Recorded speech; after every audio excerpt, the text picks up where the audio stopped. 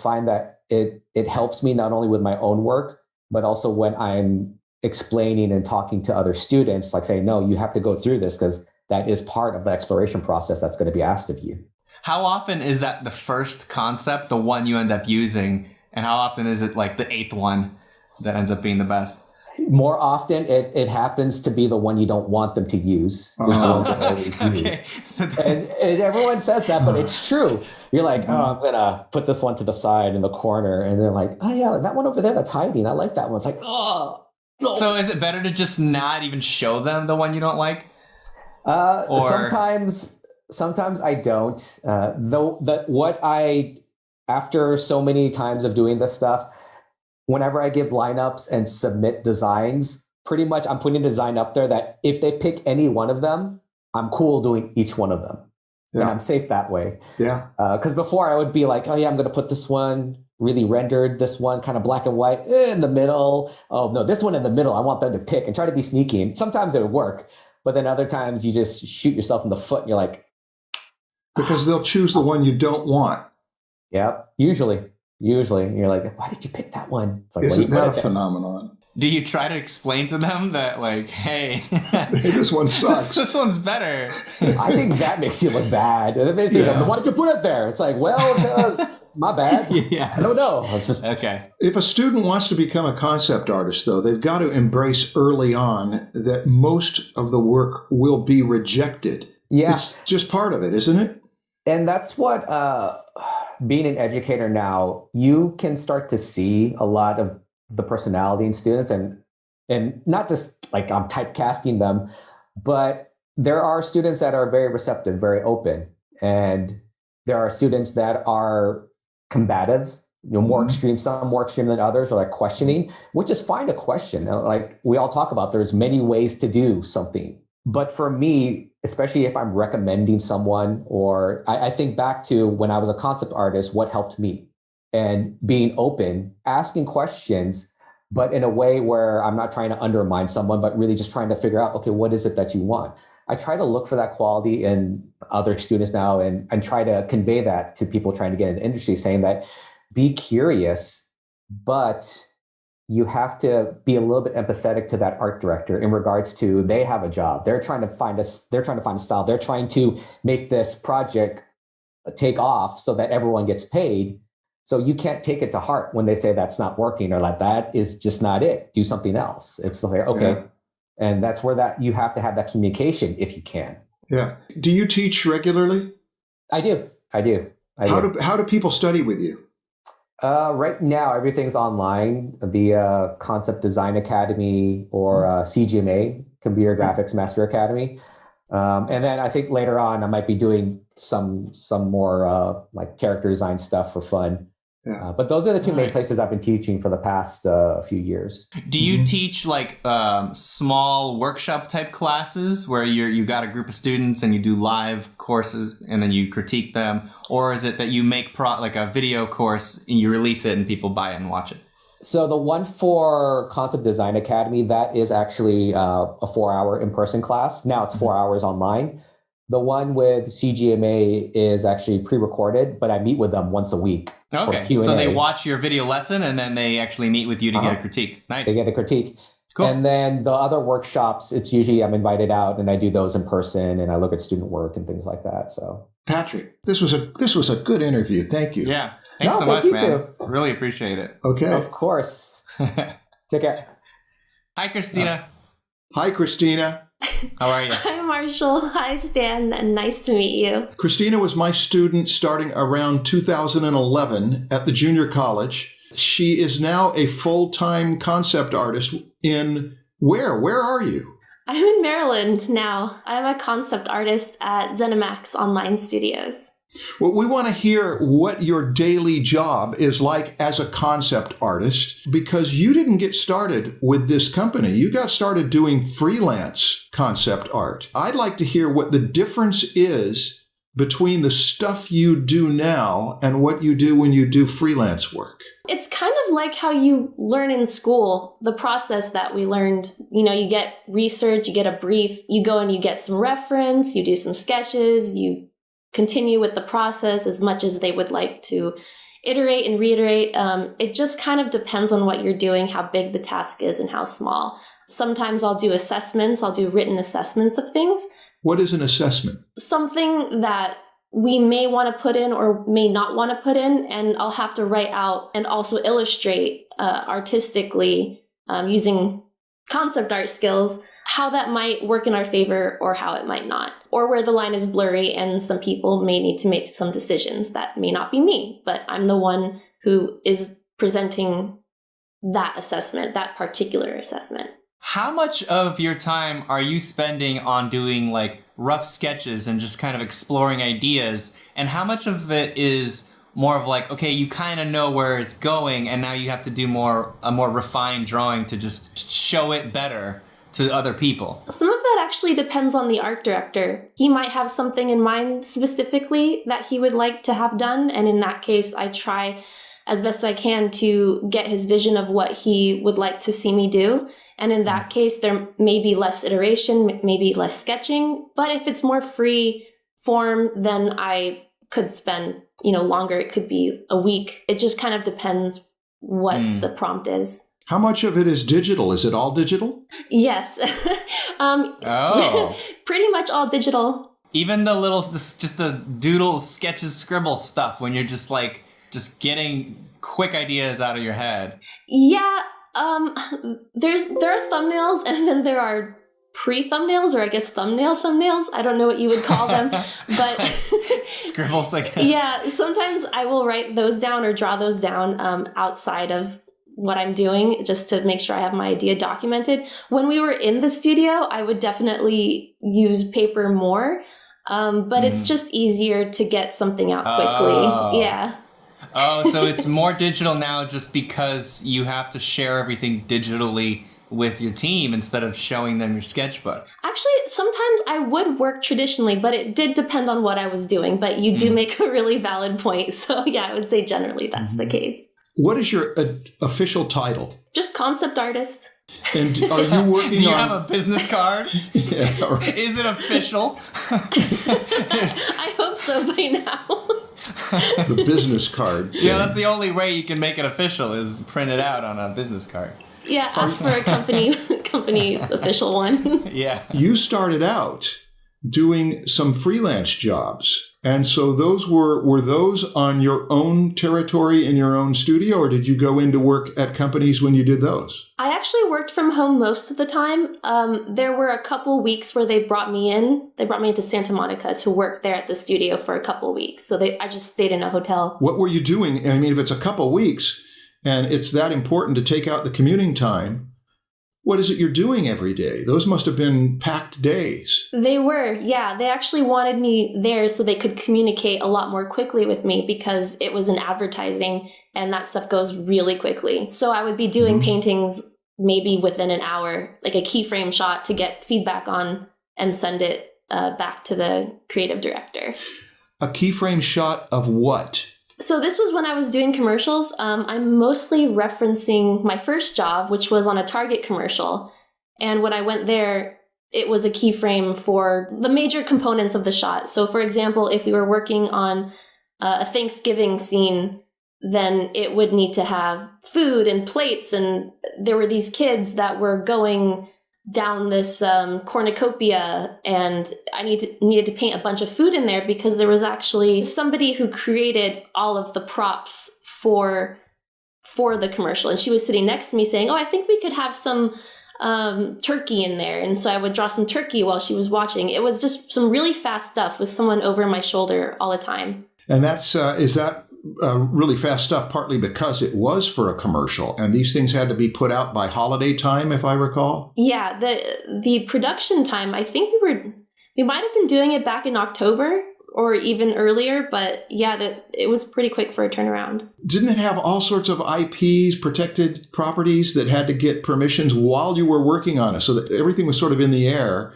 and decisions were being made while you were constantly cranking out what it could look like? Yeah, I put in a lot of characters that they were hoping to get the rights to. I'm not quite sure how it worked, but sometimes there were ones that didn't show up for whatever reason in the final commercial. Yeah. Maybe they just took them out, or maybe there was a rights issue. How long was the whole job? It was a smaller span of time for the beginning because it was a pitch at first. The director was working for a company and they were invited to pitch to Target, and I was a part of their pitch.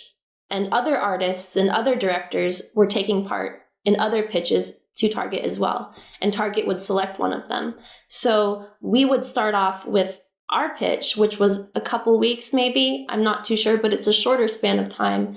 And when they selected us, we came back with more work. And that was over the span of a few months. Yeah. And was that one of your first freelance jobs? Yeah, that was my first one. Target Holiday Odyssey, I think it was called. I mean, you were a student. You said you were taking classes at the time, and then you got a Target concept art job. It's like the dream. How did that happen? It was a dream first job. I got very lucky. Patrick Ballesteros, actually, he got me the job. Nice. Yeah, and I had met him through Phil Demetriadis. He had invited Patrick over a couple times to our college. I went to Fullerton Junior College. So I took that class. I worked really hard. I really put a lot of effort into it. And at the end, he said, does anyone have a business card on you? It's always important to have a business card. And I actually had one on me. So I don't know why, because I think it was... And it had the word concept artist on it. Christina, concept artist. Here's my card. Yeah, it said either concept art or student, which is not great because I was. I couldn't call myself a business card. Yeah, it was an awful card, but I gave it to him. Here's my business card. Christina, not ready for a job, still studying. It might have been my better business card, but it probably wasn't. I'm just gonna own up to that. But yeah, he ended up contacting me some months later, and I never expected anything from it. I was really surprised to hear from him one day. What is your favorite part of the job? There's so many things that I like about it, in the sense that I get to do art for a living. I know a lot of people say that, but it's true. Mm-hmm. I love that part of it. I love getting to design things that I might eventually see happen, and for other people to experience outside the company. That's a really cool thing. Okay, what's your least favorite part about the job? Yeah, that's the daring question. I don't want to say least favorite, but there's a social aspect of communicating that you kind of have to be able to relate your ideas to people. And sometimes you might do it better at one time and you might do it worse at one time. And so there's this balancing act, and a lot of it is you're in your head and you're like, oh God, am I not communicating this well? Or, how can I do it better? And so there's a lot of self-critique and self-bashing for me sometimes, but I try not to. So I think being in my own head for some of those times is what I find hard about it. Christina, thank you for being with us. And you know that I admire your work. And thank you for contributing to what we've done here. Thank you for having me. When my friend John told me he was excited that Draftsmen was being sponsored by Mint Mobile, I asked him why. Turns out he has already been using Mint Mobile for over a year and has been saving a ton of money by bundling his service plan. How does he do that? Well, rather than paying for extra data he doesn't use, he's picked a plan that fits his data usage needs. And this smarter wireless company offers plans starting as low as $15 a month. Mint Mobile's secret sauce to giving you such low prices is that they're the first company to sell wireless service online only. By cutting out retail stores, there's no crazy overhead costs that get passed down to you in the form of mystery fees. Instead, Mint just passes on sweet savings to their customers. You don't even have to give up your phone to switch to Mint Mobile either. At Mint Mobile, you can use your old phone, keep the same number, and all your existing contacts. All plans come with unlimited talk and text, plus your choice of a high-speed data plan, all delivered on the nation's largest 5G network. And if you are not 100% satisfied, Mint Mobile has you covered with their 7-day money-back guarantee. To get your new wireless plan for just $15 a month and get the plan shipped to your door for free, go to mintmobile.com/draftsman. That's mintmobile.com/draftsman. Cut your wireless bill to $15 a month at mintmobile.com/draftsman. I want to take a moment to introduce our newest sponsor, Indeed. Let's say you're running a small art business and, hypothetically, one of your employees, let's call him Christian, decides to start sleeping and bathing in your office. This wouldn't happen if you hired your employees from Indeed. With Indeed, employers get to choose from a large pool of talented applicants, and they make hiring as easy as 1, 2, 3. You can post, screen, and interview all within the site, and it doesn't stop there. Indeed also has tools that employers can use to find the best candidates for any position. Tools like Instant Match, which allows you to instantly see candidates whose resume fits your job description immediately after you post. Or Indeed Skill Tests, which can help reduce hiring time by making sure you're only interviewing people that are actually qualified to fill your position. You can even choose from more than 130 skill tests, then add your must-have requirements so you only pay for applications that meet them. According to Talent Nest, Indeed delivers 4 times more hires than all other job sites combined. If you're a business that's hiring right now, you should give Indeed a shot. You can get started right now with a free $75 sponsored job credit to upgrade your job post at Indeed.com/draftsman. Get a $75 credit at Indeed.com/draftsman. Indeed.com/draftsman. Offer valid through June 30th. Terms and conditions apply. If you want composition with me this summer, join me for one Q&A session live, free this Saturday, May 29th. Find more at martialart.com. Hey, Marshall. Hey, Hi, Stan. Armin. Nice to Good meet to you. see you. How are Good you? to see you too. Have you ever met Stan? I know Stan. I know of Stan, but we haven't met personally. We have not met. Well, it's a pleasure to meet you, Armin. Yeah, Stan, likewise. I met Armand through Vance Kovacs. But even if I had not met Armand through Vance Kovacs, I would have known of Armand because he is a very active concept artist in the movie industry and the game industry. Is that correct, Armand? Yes, on both sides. Yeah, but mostly animation. When I was doing research for this episode, I typed in Google like top concept artists, and Google has like this row of profile pictures of all the top concept artists, and you were in there. Oh, really? Yeah, you were in like the top 20 or something. So for sure, you're the guy to talk to. Yeah. You know what that is? Why is that? Because What? I'm old. Well, it's not just old. There's a lot of old concept artists. Yeah. What is it like to be a concept artist? What do you do on a regular basis? So for the people that are just starting out and they want to get your job, tell them what it's like. I enjoyed it a lot. You know, we can imagine the words from a script, a story, or a treatment that, you know, anywhere from 1 page to 100-page treatment of a story. These words come to life and become realized. And the first people who do that are the visual development artists. So just taking the word into something that can be seen by everybody, I think for me, that's always exciting because there's also a big factor of that not many people would know, but in the real world experience of visual development, it's cracking a code, right? It's not like the first drawing. It is. Oh, that's the one. A few times it happens that it's a home run. And it's like once the director saw something, oh, yeah, that exactly. Let's keep it. And that translates up to the end.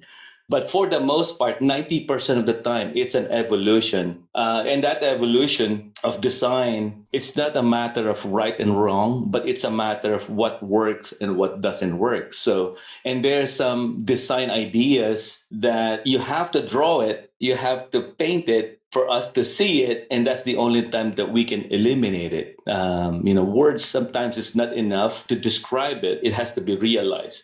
So anyway, that for me is the greatest feeling, in visual development when I struggled on one design. This is still not working, trying to make work. You're trying to discover light bulb or something.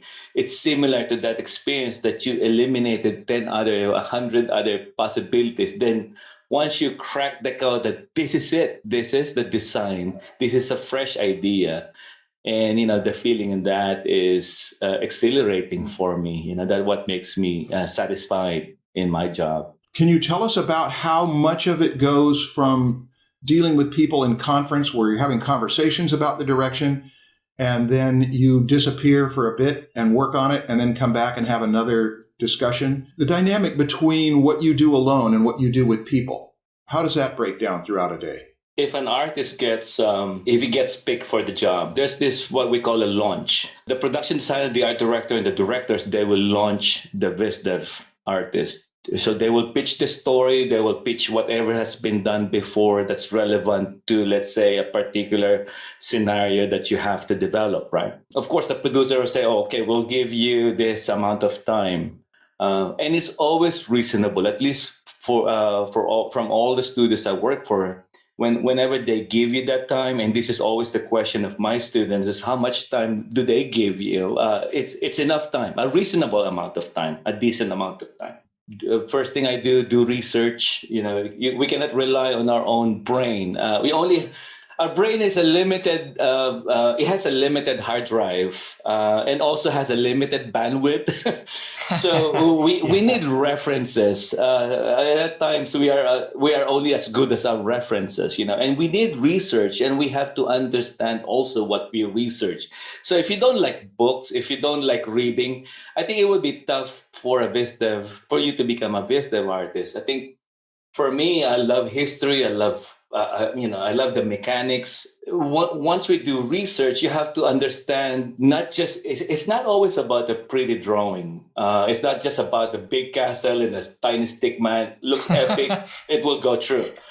It's beyond that. That probably is only 10% of what they need in the film. Not everything has to be establishing shot.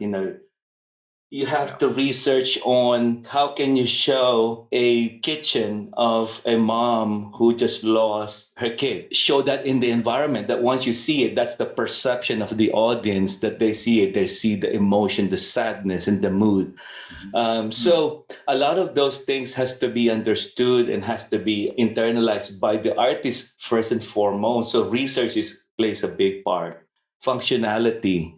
Believability of everything. Sometimes it doesn't really work. Mechanics may not work, but it looks functional. It will fly. Star Wars does that a lot. Then we come back again after a week, and maybe the directors would require a check-in in between to see, if you want to show us some of your work in progress. Or if not, if they trust you more, then let's just, meet up in a week and see what you've got. By then, do you already have a bunch of concepts laid out? Or are you still like really rough in all your ideas and you're showing them just like 20 brainstorm ideas? Everything's super loose just to see which direction to go to next. Yeah, normally on the first round, it's very blue sky. I mean, again, It depends. Most of the time, if something haven't been developed yet, you'll show some of the initial thoughts and ideas that you have. But there are some moments also when there's a need for something that, we really need to get this one done, and we really need to nail it down in a week. If that's if there are moments as pressing as that, then you need more check-ins during the week, so you guys can massage the designs as a team as opposed to you by yourself. And so sometimes you work on both characters and environments. Yes, the crossover. When people say I'm a generalist, right? It means they can do both. The signal you're telling me that, so you mean to say you're a black belt in character design and you're also a black belt in environment. Make sure that when you show me your portfolio, you are a black belt on both, right? So that's why I always encourage specialization. But for me, I specialize in environment design. It doesn't mean that I can take my guard down in character design.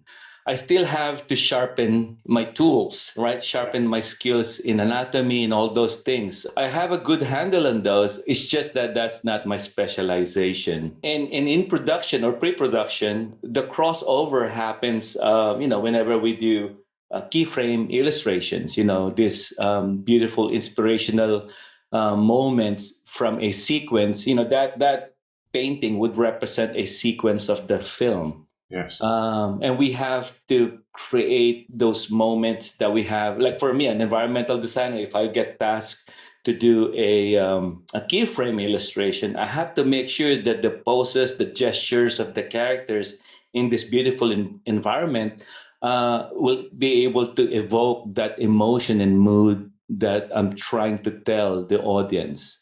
It's all about the audience perception.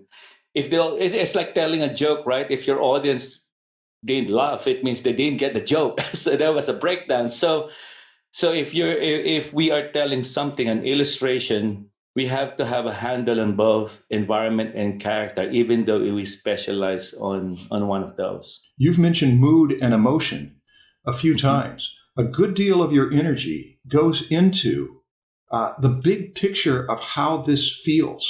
I gather that from what you've said.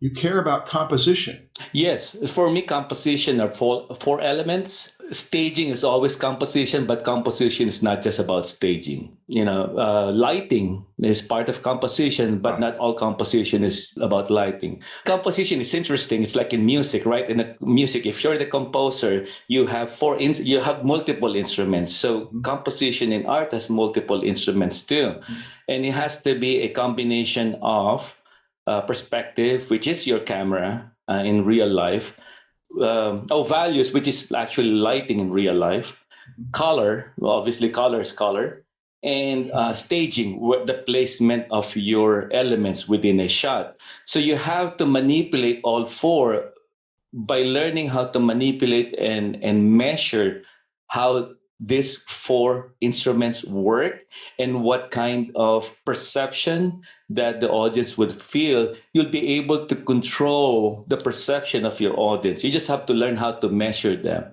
And you can do everything if you master all four. I'm not saying I'm a master, but if you grow into how to use all four, you'll be able to create anything you want. You can create any mood, any emotion, any kind of perception that you want your audience to perceive.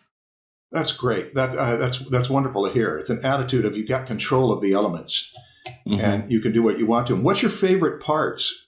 The creation itself. I think we're all born that we have that creativity embedded in us. We all have imagination, right? It just so happened that one person, his imagination can be translated probably into math, a formula. Another person, he can, dispense that imagination through cooking. For me, I'm so glad that whatever I can imagine, I'm able to translate that using my arms and my finger, and every time I do something, I always have fun with it.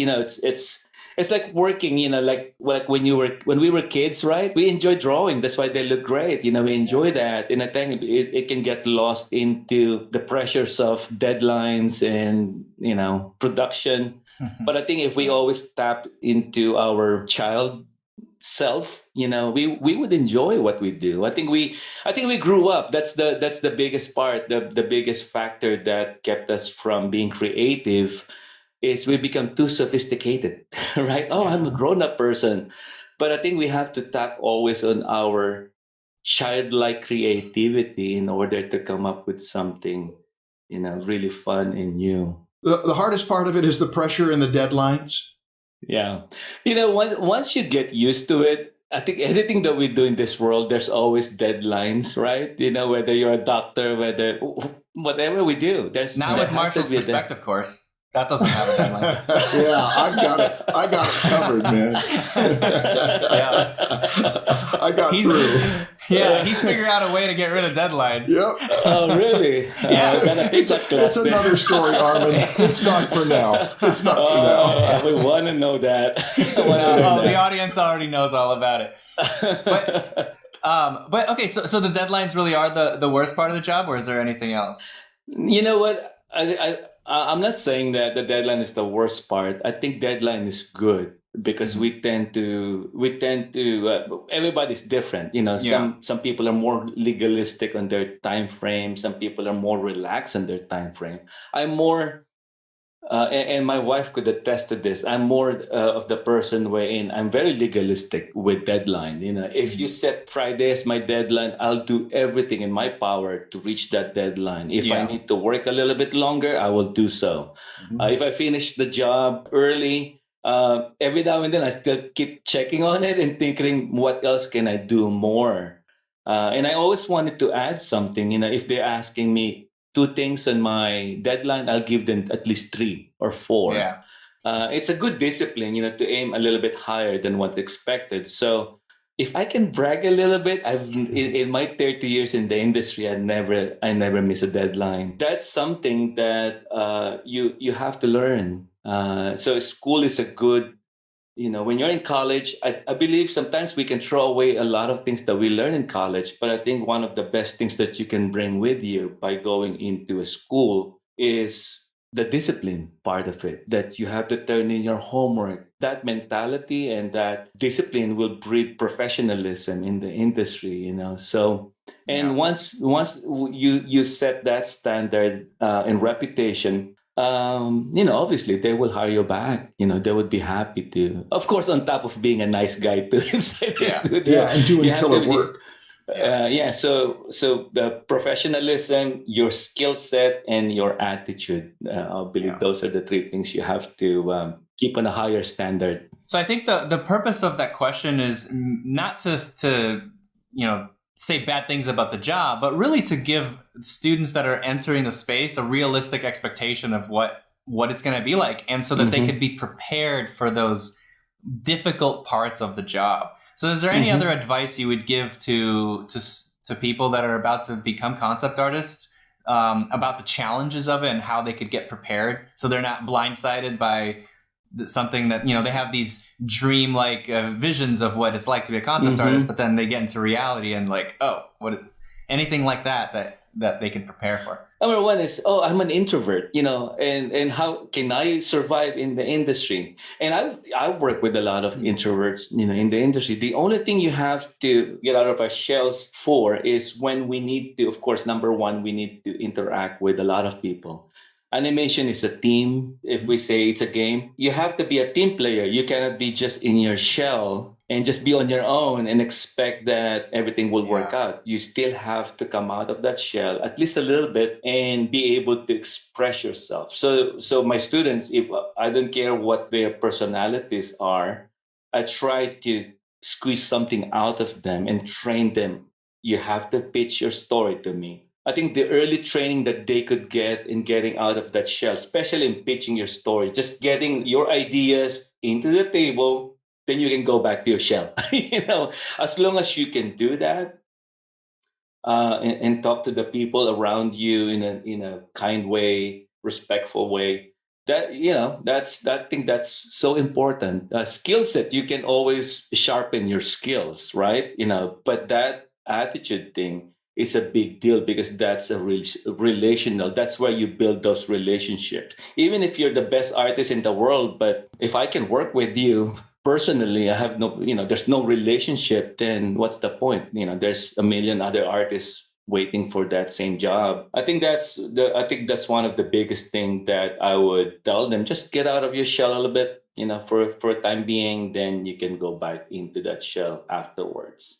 Yeah, because a lot of people, when they imagine that job, all they're focused on is that creative aspect of it. Oh, I'm going to be making my art. I'm going to be doing the stuff. And they probably don't imagine the part about communicating with the team and having to present their ideas to their boss. Right? Yeah. Actually, Marshall, I had Vance surprise my students always at the end of my class, and I said, we have a guest speaker here, and this is the person you guys gonna pitch your stories to, and really? They would be surprised. So it's like it's like in the real world when someone you don't know, an executive will come into the building. Okay, let's we have to pitch our project to that person, person that you don't know about, then so you have to deal with those inner workings, your nervousness and your emotions. Yeah, Vance told us last night. We did our last of the concept art boot camp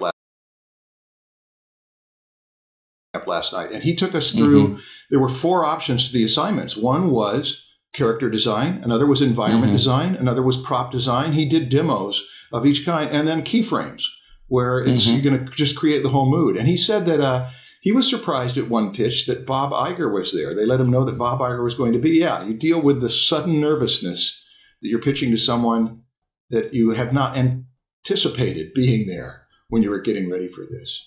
Yeah, and sometimes those people are someone you don't know, someone who's big, and oh my gosh, this person I'm pitching to that, he's gonna be in the room, Yeah. or a famous person, maybe you're starting becoming a fan. It's like, oh, Glenkin is in the room. Can I ask for an autograph? And so you get distracted, right? If those personalities in the room, but you have to learn how to control those emotions and take hold of yourself and be professional about, the job. It brings up the whole nervousness issue, but it's a whole other topic. Armin, thank you. This was great to have advice from you. You are seasoned and industry professional, and people will be seeing your work. Do you teach? Yes, I do. I do teach my mentorship program. I do it personally. It's through my website. I announce it on my social network. It's a 9-week intensive program for both character designers and environmental artists. Yeah, thank you so much, Armin. This was extremely helpful. I think people are going to get a lot out of it. Well, thanks for having me. Yeah. Thank you so much. Really appreciate it. Hi, Kirsten. Hi, good to see both of you. Hi, how you doing? Nice to meet you. I met Kirsten Zerngibel about 11 years ago, and you are now a number of kinds of artists, including a concept artist. Yeah, I'm still a concept artist, but I'm also a 3D artist, an art director, and a game developer since I'm making my own video game now. So, Nice. So concept art is one of my hats. Do you do character design? Some. I haven't actually done much in the past couple of years. I'm mostly environments and props and kind of I've been specializing more in like hard surface and environment type work. Tell us your day-to-day. What is it like to be a concept artist?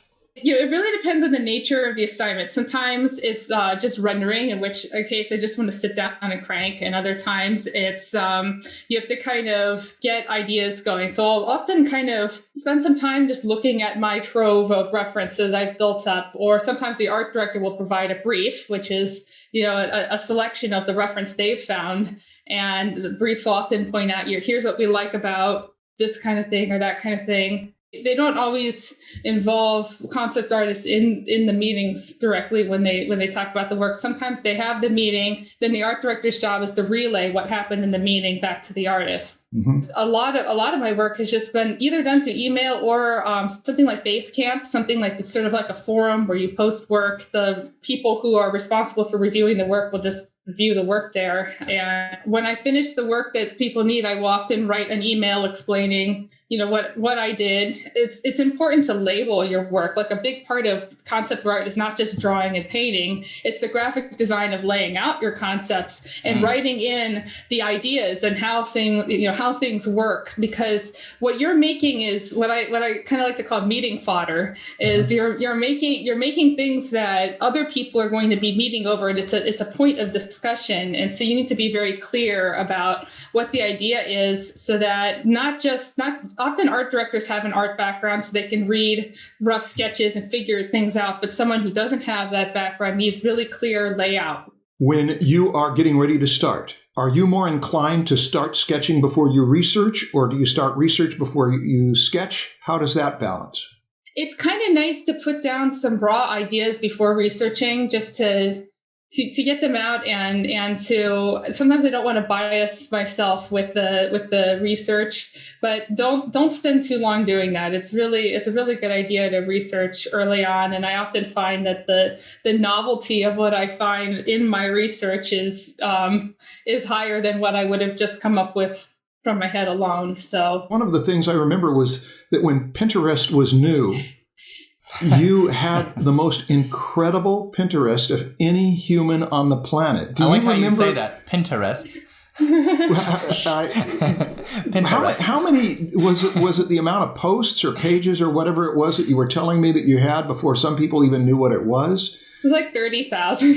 30,000 posts? Or The pins? 30,000 pins. Pins. So Okay, images. Yeah. And this was years ago that you had 30,000 pins. And do you still have your Pinterest?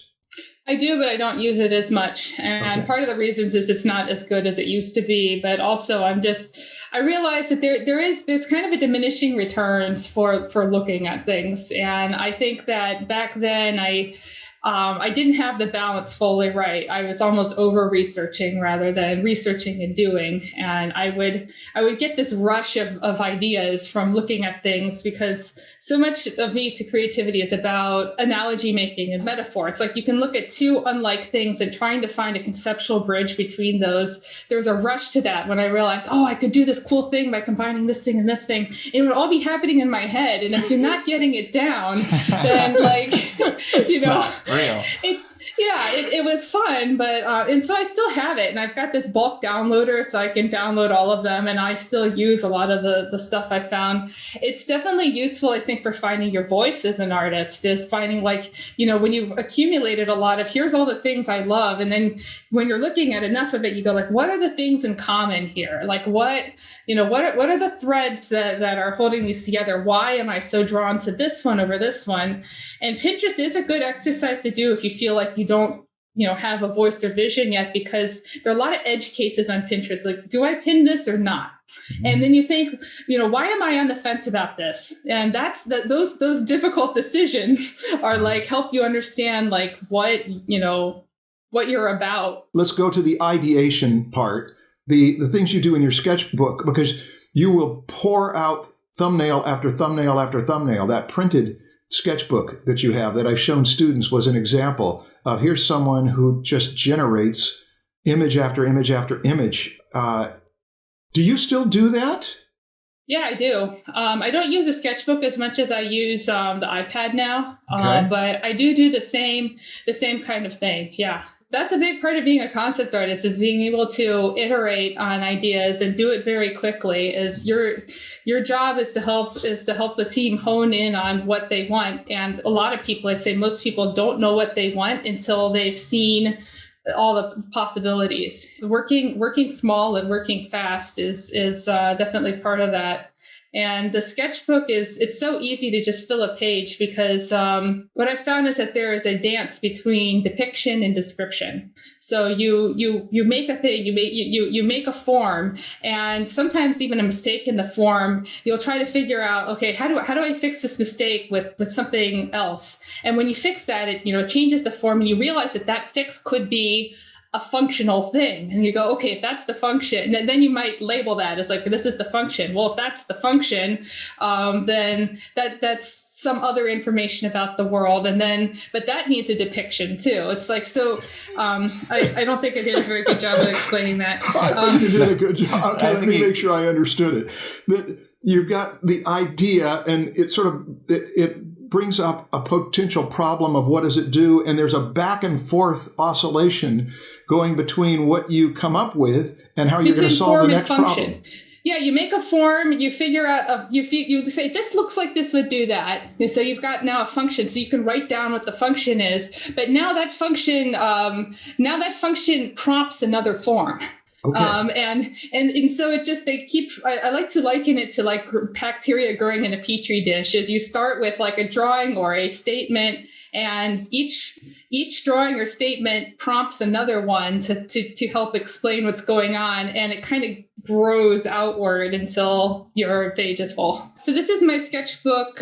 So this is the example of kind of where it starts, is these really rough ideas, little forms based on the rough idea of something I want, and I will write descriptions for those, and the descriptions will often lead to more drawings, and I'll do little thumbnails, and it working so small prevents me from being tempted to go into too much complexity and too much detail right away. I'm even like thinking about the metaphysics of the world. Like my world building style is bottom up rather than top down.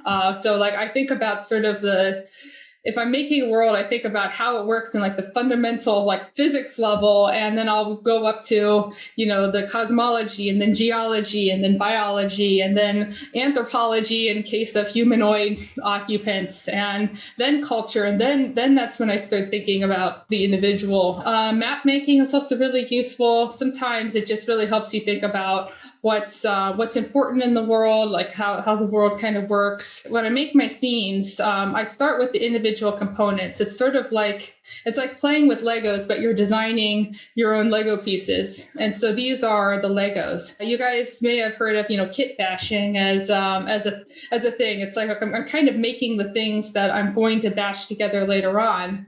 An example of like a final image where I have 3D modeled some of these things and put them all together would be something like this. Cool. I kind of compose it as I go in 3D, but a lot of my components came from what I was doing in the sketchbook, and oftentimes kind of the overall composition was that. A lot of my illustration is being done in 3D. There's still times when it's faster to just use 2D if you're doing concept art. In terms of pipeline, back to pipeline, I have some examples of like the game I'm working on. This is a top-down view. So, back to map making. Once I have my components, and I'm trying to figure out how those all fit together to make an environment. So this is an example of one of those environments. You can kind of see what the 3D looks like in the game. These are some of the individual game prop objects that I've modeled. The final look is going to be 360 panoramas.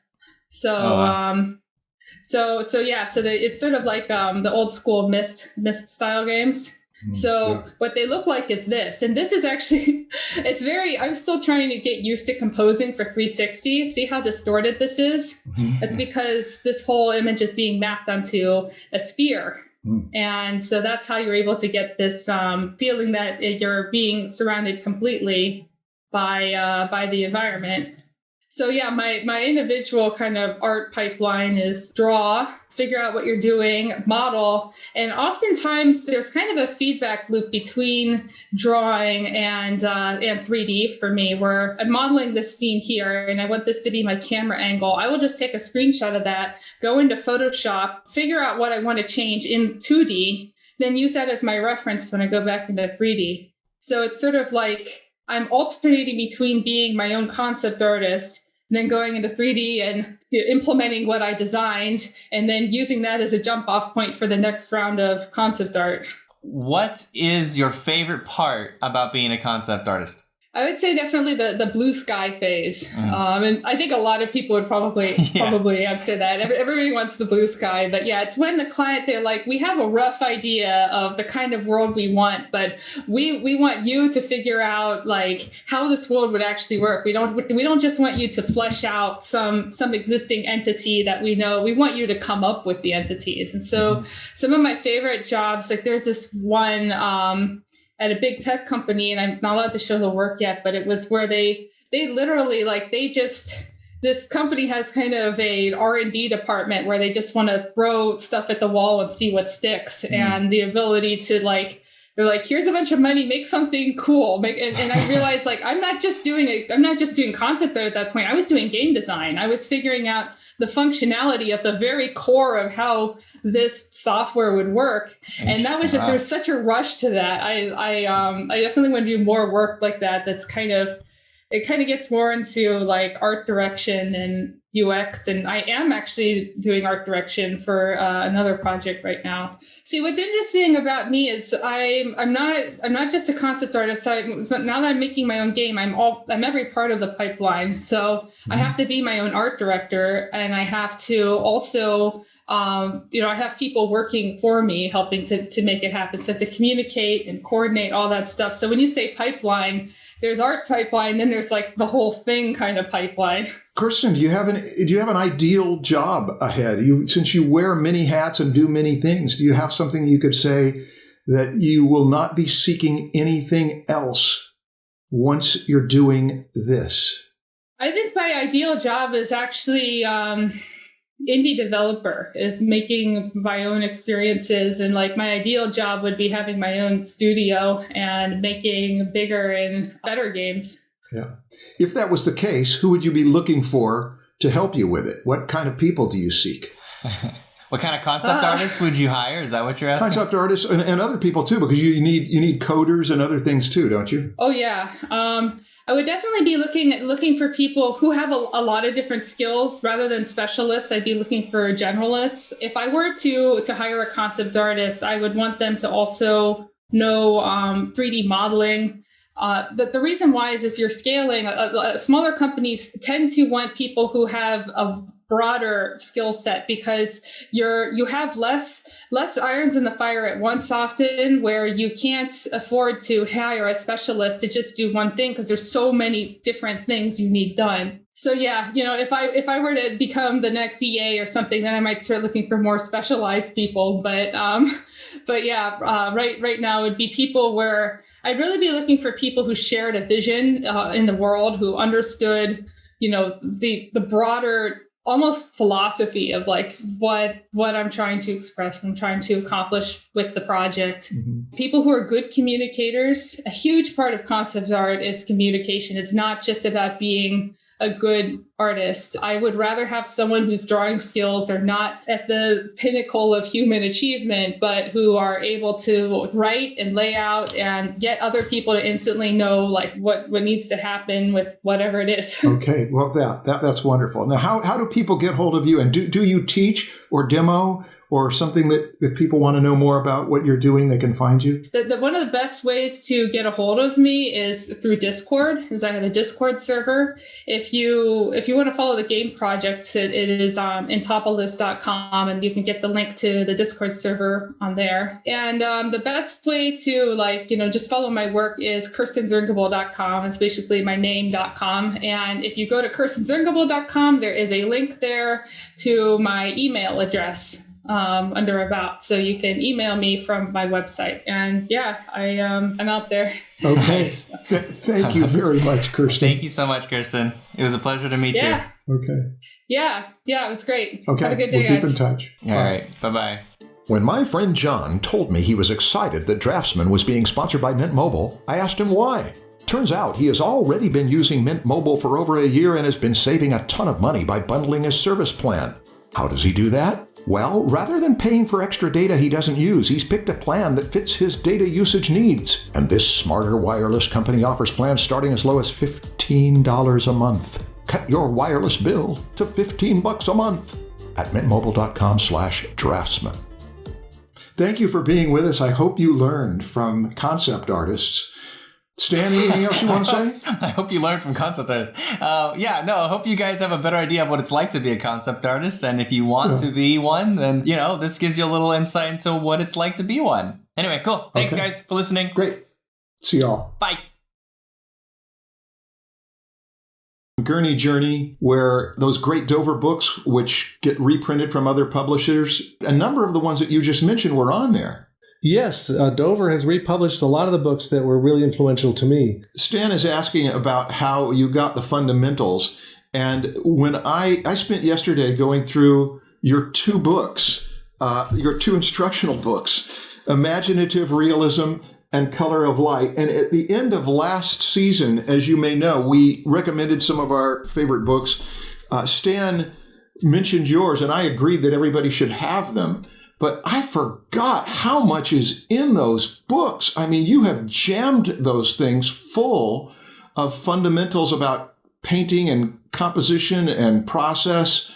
So however you got it, it seems like you did the mother bird thing, where you did all of this pulling stuff out of these old books and then managed to consolidate it into two books.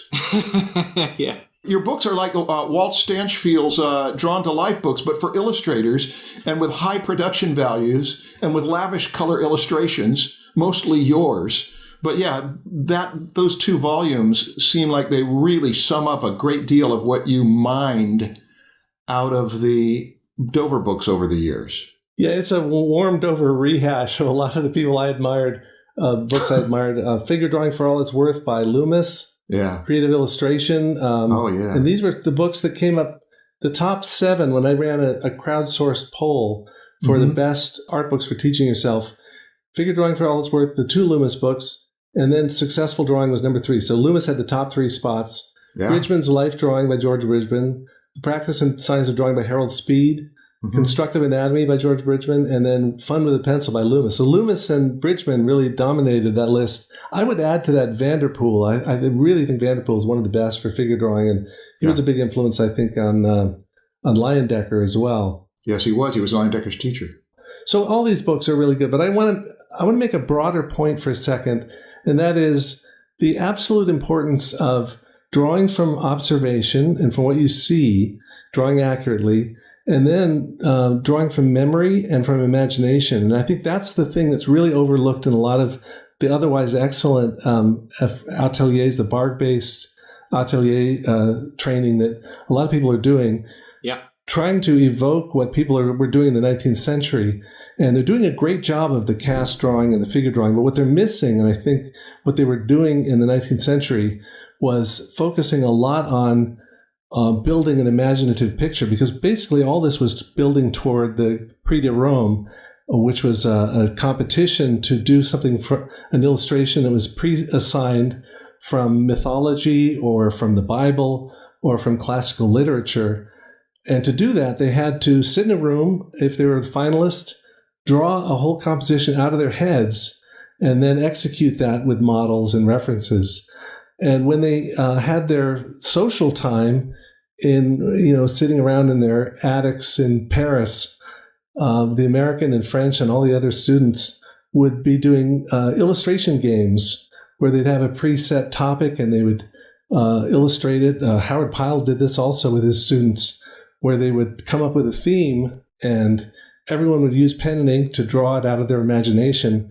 And then if you had the one that was chosen the best by everybody, you got Mr. Pyle's drawing. And that imaginative part is, I think, really, really vital in an education. And I think it's often missed, unfortunately. It's like Instagram challenges, but way back then.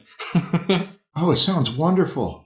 Yes. They called it Prix de Rome, right? Is that the one? The Prix de Rome, exactly, yeah. But now it's just like Proco Challenge and all these other challenges that are Instagram, and you get there's a guest judge and you get their art and there's a sponsor. It's like they were doing all of this same stuff. Yeah, and part of the community that really meant a lot to me when I was in those art school days was at the apartment building where I lived, called the Golden Palm Apartment. It was mostly comic artists who were there and illustrators, but the comic artists were really fantastic at drawing out of their heads. They could draw anything at any angle. Paul Chadwick and Ron Harris and a few other folks. And so we would get together and we did this one thing that was really outrageous. I don't think I can publish it online, but the E.T. sketchbook, where we had all of the rejected designs that Steven Spielberg couldn't use in his movie for the E.T. I mean, some of them were really outrageous, but we just passed the book around and we would have sketching games. We had the Planet X Pet Shop where we draw all these aliens. And we'd just sit around, someone would make a potluck dinner. And that's where I met my wife, Jeanette, who's also an artist. Right? She was an art center student. And I realized, hey, I don't need to go to art school because I can just read her notes from the good classes, ignore the boring classes. Wait a minute. And we'll get 2 educations for the price of one. Wait, so she went to school and you didn't? She graduated. So you got the structure from her. You got the kind of all the, like a list of all the stuff you need to learn, all the notes. So you cheated. She was doing James, espionage. You cheated. Yeah, no, I just got the good stuff. I got the pure drop. That's awesome. Okay. So there's this the secret. explains so much. Yeah. Okay, I got one more question about how you got, how you recreated a school on your own. And that's the feedback portion of it, because that's really important. Was it just through hanging out with friends, and then you said you went on trips with Thomas Kincaid. Did you guys give each other feedback? How did you know what was wrong with your drawing at the end of the day? Okay, that's great. Well, as far as learning to paint, I couldn't paint at all, really, to be honest. I didn't know color, I didn't know painting. When I started working as a background painter, I got fired once from the Bakshi Studios because my stuff was so lousy and I just couldn't figure out how to paint. I luckily got rehired, and Thomas Kincaid was the other background painter. And we learned on the job. Well, he already knew how to paint because he had painted since he was a kid. But I figured it out. And you can kind of see the learning curve when you watch the backgrounds in that movie. It's a 1983 sword and sorcery animated film. And Tom and I were always razzing each other and giving each other feedback, if you want to call it that, but talking about work that we liked or didn't like, or why something was working or not working. And the other person that I really got a lot of feedback from was my girlfriend, then my wife, Jeanette. And she, to this day, has been my most valuable person for giving feedback. And the only time I get mad at her is if she's not totally honest with me about what's not working. And she'll sometimes hang back until I'm really ready for a crit. But she's the person that means the most to me. And there were other people at the Golden Palm, Paul Chadwick and Ron Harris and a few others, Bryn Bernard, who I could bring a piece to and run it by them if I wasn't sure, or if I needed a model, if I needed someone to pose or take a pose real quickly for something. So that kind of real close personal friendship with people is probably, I think, one of the best things about either living with a bunch of artists, having a bunch of them nearby, or being in art school, or if you can bottle that and do it online, that's valuable too.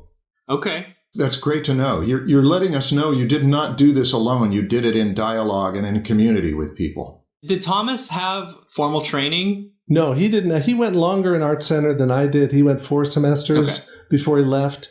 He had a mentor figure when he was younger. Okay. A guy named Glenn Wessels, who was influential to him when he was younger. I didn't have any such. I had some graphic arts teachers in middle school and a cartoonist teacher in middle school who were helpful to me. But basically, I just figured stuff out on my own. And I think that's one thing that I think young artists have to decide when they're deciding on a career. Do they want to work on their own, in their own studio as a freelancer? In which case, you have to be used to being resourceful at figuring out what you need to learn, how to improve your work, or do you want to work in a studio with a whole lot of other people? I'm glad I had the experience of working in a studio, because it's amazing what it's like to have that shared effort of a group of people all working toward a larger goal, and to watch the dailies where your backgrounds are just part of a scene where the animators have done the animation on top and the musicians have composed music to go with it, and there's dialogue and actors, and it's really exciting to see all that come together as a group effort. But I was offered a chance to work at Disney Studios after that, and I just didn't want to do that. I think I admired Frazetta's independence as a freelance illustrator, and he was an inspiration too for me to launch off as a paperback illustrator. And nobody at art school ever mentioned that you could do paperback covers. I realized that after I left the art school. What a trip. You kind of know a person by what they're willing to say no to. And you were willing to say no to the big animation studio to do the thing that you knew you wanted to do, or that you felt like was a better fit for you. Yeah, usually a door will open when you close one that you don't really want to do. I had tried so hard to get movie poster work and album cover work, which is where most of the illustration work was coming out of Los Angeles. Yeah.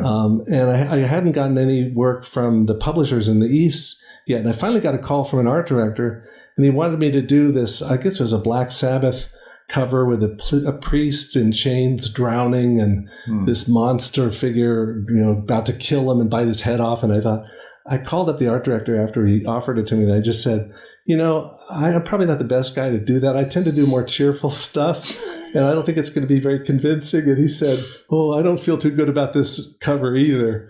But I felt really bad. I told Jeanette, I said, I just turned down the first real job I got offered. And then the very next day, I got a call from the art director at National Geographic, which led to doing a whole series of a dozen or more illustrations of archaeological scenes for the National Geographic. And that was what really led to Dinotopia and all the other things later was working for them, which was an absolute dream come true. Wow. That is a story worth hearing. This is Marshall. If you want my composition bootcamp online, I'm doing one more round of it this summer, starting in June. Go to marshallart.com. Let me ask you guys, you've been in contact with a lot of younger students now, and you probably think about where they are and what they're looking for in comparison to what you were looking for when you were their age? Yeah. And how is it different now, do you think, for people if you're 18 years old or 16 or 22 or somewhere in that range, and you're trying to figure out who you are as an artist? How is it different now with the fire hose of the internet flooding you with possibilities? Well, golly, I've got a lot of thoughts about that. But your term of fire hose of the internet is the first thing that occurs to me. Is that the onslaught of how many people are out there trying to do the same job that I'm trying to do, but then the awareness of how much art is being produced and how many artists are being used to do this art. It's the difference between a simpler construct back in our time and a much, much more complex, thousands of times more developed. So I empathize, but it's always changing, James. That's the main thing, is that every 5 years there's going to be something new that turns it around. So there was a statement from, who were those two guys that stole the DNA discovery from the woman who discovered do you know who I'm talking about? Crick? Yeah. Oh, Watson and Crick? Watson and Crick, yeah. I think it was Watson who said, have fun and stay connected, never do anything that bores you.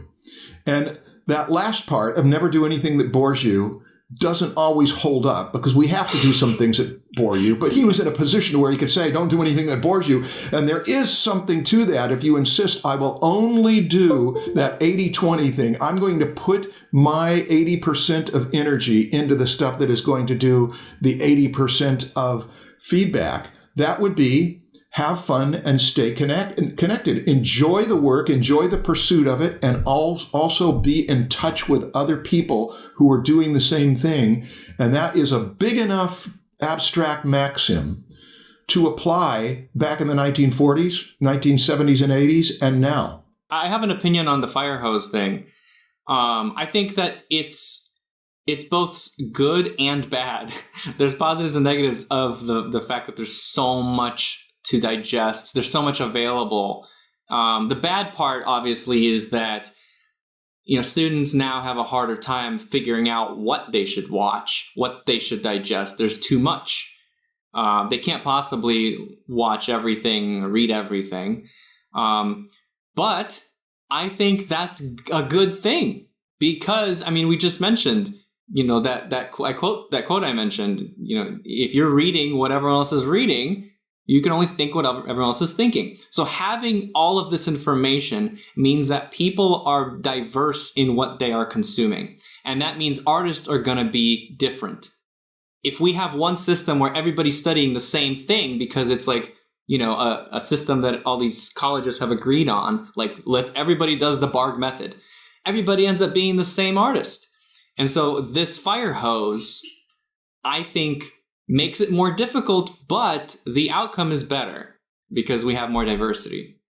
Yeah, I agree with you. And I think along with that fire hose of variety and diversity is an interest in visuals and illustration and in comics and in fantasy and science fiction films that definitely didn't exist when I was coming up. There was Star Wars, and then a little later there was Dark Crystal, but there really weren't that many fantasy films back then. And there weren't that many opportunities. It's definitely in the margins of the interests of society.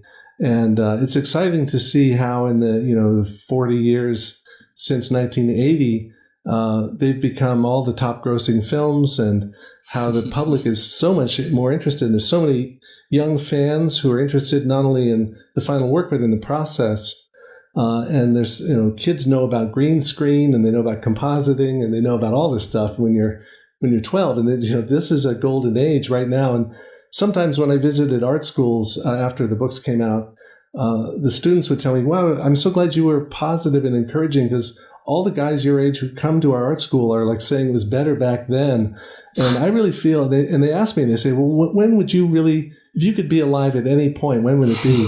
And I say right now, because there really are so many opportunities to break into a field now that didn't exist in a world of gatekeepers, when you had to send samples to an editor you hoped would notice it or be interested or publish your work. And I think it's still very important to show your best work and to be consistent and, to build what it is you want to show online. But there's so many ways you can monetize your work now that didn't exist before too. So it's definitely a better time now, but it is different. And I think you have to, it's like having an infinite smorgasbord of food that you can eat. You have to discipline yourself not to eat everything, or you're going to start gaining a lot of weight. And in terms of becoming an artist, I think you have to decide, okay, I'm going to really focus on one thing for the next hour, and I'm going to turn off my notifications or whatever, and I'm going to just do that. And you can't become an artist by just watching videos. Yeah. You really have to get the pencil out and push it around and keep sketchbooks. Yeah. The purpose as an artist, the purpose of consuming is to create. It's not to collect. It's really, you only consume to help you create something new, to come up with new ideas, to understand things better so that you can then create something of your own. It's really easy to get into the collector mindset and just try to learn as much as possible and keep going in that direction and become like a librarian. Right. And we've all seen students in our course of going to various sketch groups and things who become kind of professional students. And that's okay. I mean, because it's good to keep going to courses. But I remember going to a couple where they say, well, that's, I start laying out my palette and they say, well, that's not how Daniel Green does it, or whatever. And I say, well, sorry, this is how I do it. There's a funny story of Joe Demers, who is an illustrator from the kind of the 50s and 60s, when he was a very young prodigy and he didn't go to art school at first. He managed to get a kind of a messenger job at Cooper Studios, which in New York was the studio doing advertising work in the 50s, where all the hot illustrators were. And he got to, travel around with delivering their work, but he also got to watch them paint.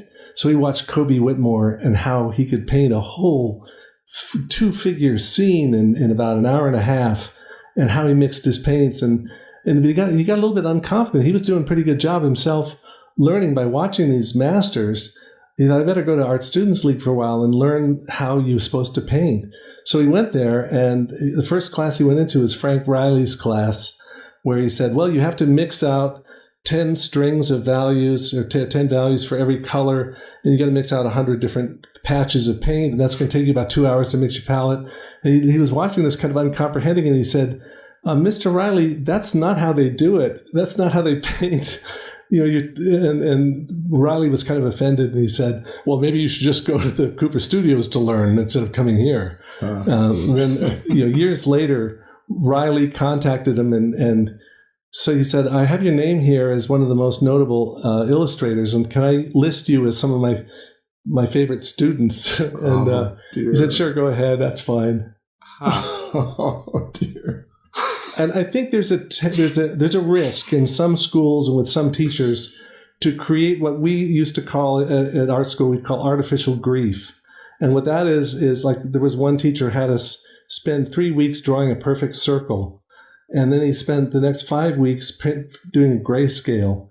And it's just like, come on, this stuff is not that hard. You don't need to, I disagree with Malcolm Gladwell. You don't need 10,000 hours to learn a skill. If you can learn how to learn efficiently, you can learn that 10,000 hour skill that takes someone else that long in about 40 hours or 50 hours. But it's all how you approach it.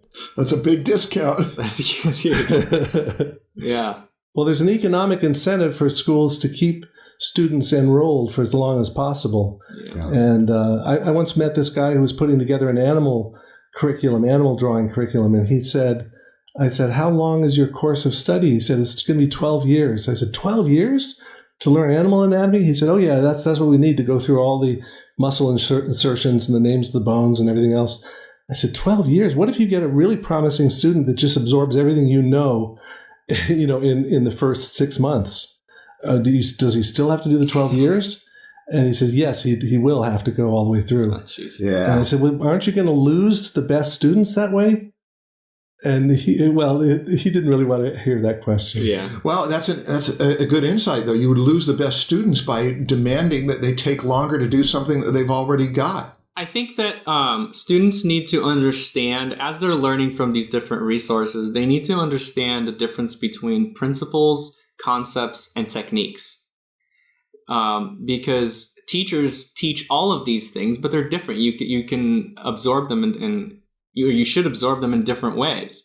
I know the difference between techniques and the other two, but when it comes to principles and concepts, principles I think are even in some ways more abstract than concepts, right? They would be more like guiding wisdom, and concepts would be ideas that could be turned into technique. I'm guessing. You're exactly right, yeah.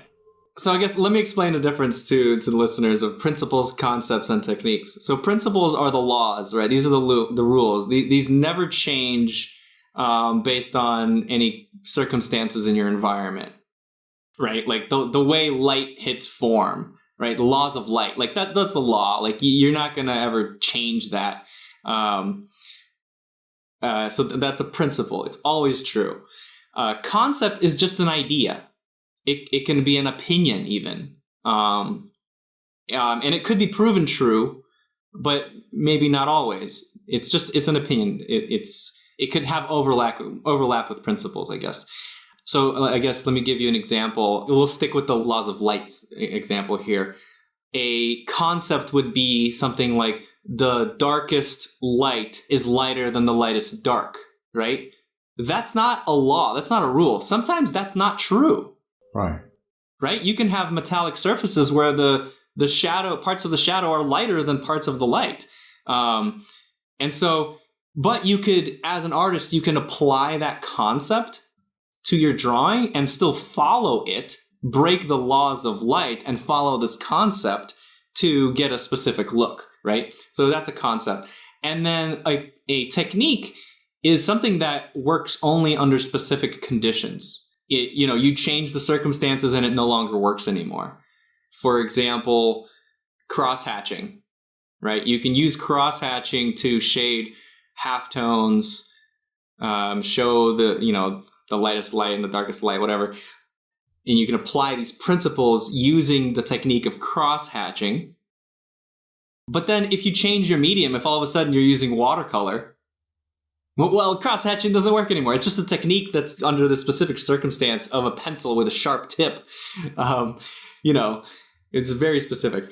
So that's the difference between the three. And you have to understand that if an instructor is very heavy on teaching technique, that you're not going to be as strong of an artist. You're going to be a lot more fragile. Because if you're more focused on principles-based learning, you can create your own techniques based on the principles, and you can adapt to things much more efficiently, effectively. That makes sense to me. Yeah, like an example might be the core of the shadow, the hump or the bump in the shadow, the darkest part of the shadow, right after the form turns past the terminator. And some people just do that as an automatic technique, because it makes the form pop. But if you think about and analyze the lighting, there's times when that doesn't exist, yeah. and where an indirect light, for example, or overcast light, right. You're not going to see that at all. So right. You can't really rely on those techniques, even though they might give you flashy results sometimes. You got to understand the theory and the concepts first, and then figure out a technique to apply them. Yeah, exactly. That's the technique like at Watts that they teach.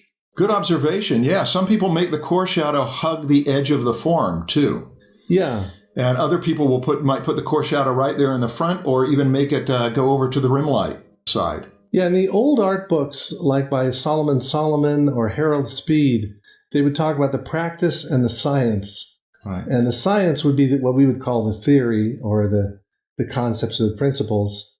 And then the practice would be the actual putting it into use, doing a technique. There's an old story about Howard Pyle, who once had his students watching him. I think Frank Schoonover was watching him do a painting, and Pyle decided not to talk much. He was just going to do this whole illustration, start to finish, and Schoonover quietly watched and rapt attention. And at the end of the 2 hours, Pyle said, well, Mr. Schoonover, did you learn anything? And he said, oh, yes, Mr. Pyle, I learned so much by watching you paint. And he said, no, you didn't learn anything at all, because all the important stuff was tapped the side of his head. He said it was all up here, and that you didn't see. Yeah. And when Pyle, his students always said he never talked that much about technique. He only talked about not just the principles of lighting or the theory of composition, but he talked about story. And he talked about projecting yourself into the painting, and what was it like to be a peasant in the Middle Ages, and to be out in the cold outside of the castle door, and to need to get in. And he wouldn't really. I mean, of course, he was getting students who already had training from the Philadelphia Academy, a good traditional cast drawing and painting techniques. So that was a given. But he really felt that the key to teaching was to focus on those intangibles of why we're making a picture. I think one common, maybe mind virus that everybody seems to have these days is that everyone gets talking when they're teaching about the brush strokes and the paint they're using and which part they're laying in first. And what they're not talking about, I hope it's not important to them, but they don't always talk about it, is what am I trying to convey? What about the space I'm trying to convey, or the character, or the situation? What does it say about life and death? And I think that's what was so great about Pyle's teaching that made him such a legendary, one of the greatest art teachers of all time, was that he really put that emphasis on what was going on in the picture and helping his students to go beyond the mechanics of the picture making to living inside the picture. Yeah. I sense that in Pyle's work. I think he's also a greater illustrator than he's sometimes given credit for because N.C. Wyeth so overshadowed him as a student. And of course, he had his ups and downs like Wyeth did. He had his years where he wasn't as good. But some of the understatement in those pictures is so powerful. They just get better and better the more you look at them. And the thing with Pyle, I think, is that he was doing about 200 or 300 pieces per year in his prime years around 1900 and 1905. And some of them were pen and ink drawings, but he was doing at least 2 or 3 paintings a week. And I asked Pyle scholars, how come there aren't more studies and sketches and preliminary work? And they said it's probably because he was so often working directly from the model. So the model would come into his studio, he'd have his rough sketch, and they would pose and hold the pose, and he would do the painting right from the model. So there was no intermediate sketch. And there were times that both he and N.C. Wyeth worked without the model at all, and you can tell, it really shows. Have you seen that quote from Van Gogh about how much he admired the Howard Pyles that he saw in a magazine? Yes. He collected the magazines from America because the great illustrations were coming out of there. Yeah, Stan, Van Gogh saw Howard Pyles' work in a magazine. They were pen and ink illustrations, and was just in awe of them. He wrote in a letter about how he was inspired to do new things by looking at this work that was so great to him. Cool. But let's get back to James. Looking through your books, spending a day in James Gurney books, which I could spend weeks in James Gurney books, I can't help but wonder something. How long do they take? They seem like there are thousands of hours behind what you put into these. How long did Dinotopia? Dinotopia was your fiction book. It was your first book after the one with Thomas? Yes. How long did you spend on it? Let me start with Color and Light and Imaginative Realism, since you mentioned them first. Thank you. Those began really as blog posts. And once I started blogging, in 2007, I did a daily blog, which I've still done to this day since then. And it was just to download stuff that I was otherwise putting into these study books, which were my notebooks of what I was learning. So I just I'd break it down into various topics about, say, water reflections. Okay, I'll have something about a little bit about water reflections. So I put that in there. So when it came to writing the book, I just took all that material. I thought I'd be able to just translate it straight into the book, but it had to be rewritten and re-edited and whatnot. But what was fantastic was that I had all of the feedback from people who had read the blog post and commented on it, and I could tell immediately what was confusing, what was interesting, what was controversial. I learned things from people who commented and brought my understanding to another level. So it was a very interactive process, and the publisher that I had worked with, Andrews McMeel, hadn't really done art instruction books before, and I was nervous that they didn't have an editor who was experienced in that field. And I realized I had already 2,000 or so editors out there reading the blog. Yeah. So that's where that came from. With Dinotopia, I had never written a book before, but I had except for the art instruction book, Artist's Guide to Sketching, which was kind of nonfiction, really. But when it came to writing a fictional book, I had the help of Ian Ballantyne and Betty Ballantyne, who were the founders of Ballantyne Books, Bantam Books, and they had published The Fairies and were involved in gnomes. And so they knew about fantasy, illustrated fantasy, and they kind of encouraged me to not only illustrate this fantasy world I was starting to come up with, but also to writing the story to go with it. And the challenge there was just keeping the text as brief as possible. So most of the editing and the writing process was cutting out stuff that the pictures did a better job of conveying. Each of those books is about 160 pages of illustrations with a color picture on each page. Yeah. And most of the time went into doing the pictures rather than the words. The text is really fairly quick. So how long? Oh, how long for that? Was about a year and a half, 2 years for the artwork, and about 2 months for the writing. And the writing came after doing the artwork. So I did at first, of course, a very detailed storyboard. I was inspired by the way Disney planned his animated films, because when he started off doing animated films, he tried hiring a screenwriter to write it out in a screenplay the way you'd normally do a film plan. But he realized he needed to have artists involved in the process. So he storyboarded everything out. And I realized that's the way I needed to plan these illustrated books, because they were almost like a movie for your hands in a way. They had to be visual as well as being a written story. Disney sort of revived the story or made the storyboard the happening thing in the 20th century. And so you've just figured out that it was better to do it that way, or were you specifically inspired by the fact that Disney did it? We were inspired by Disney, and we printed out on paper storyboard blanks the way they did. They also did this at National Geographic. They had storyboard paper that the artists would use at National Geographic. I mean, if you think about illustrating for the magazine, you have to do sketches that are comprehensive enough that they're going to win over the editor in a meeting where you've got a photographer who's got maybe a couple hundred rolls of really beautiful photographs, and the writer who's got a very long text that has to be cut way down into the article. And then you've got 4 proposals for pictures, and the editor, who's not necessarily a visual person, has to be won over by your sketches. And so we would storyboard those out and do small color studies, and that's the only way we could win the day. And because, we didn't, at the point that you have the thumbnail or the concept sketch, you don't have the models and all the references. So it has to look fairly comprehensive, or at least close to what the final will look like. Yeah. So you're thinking visually.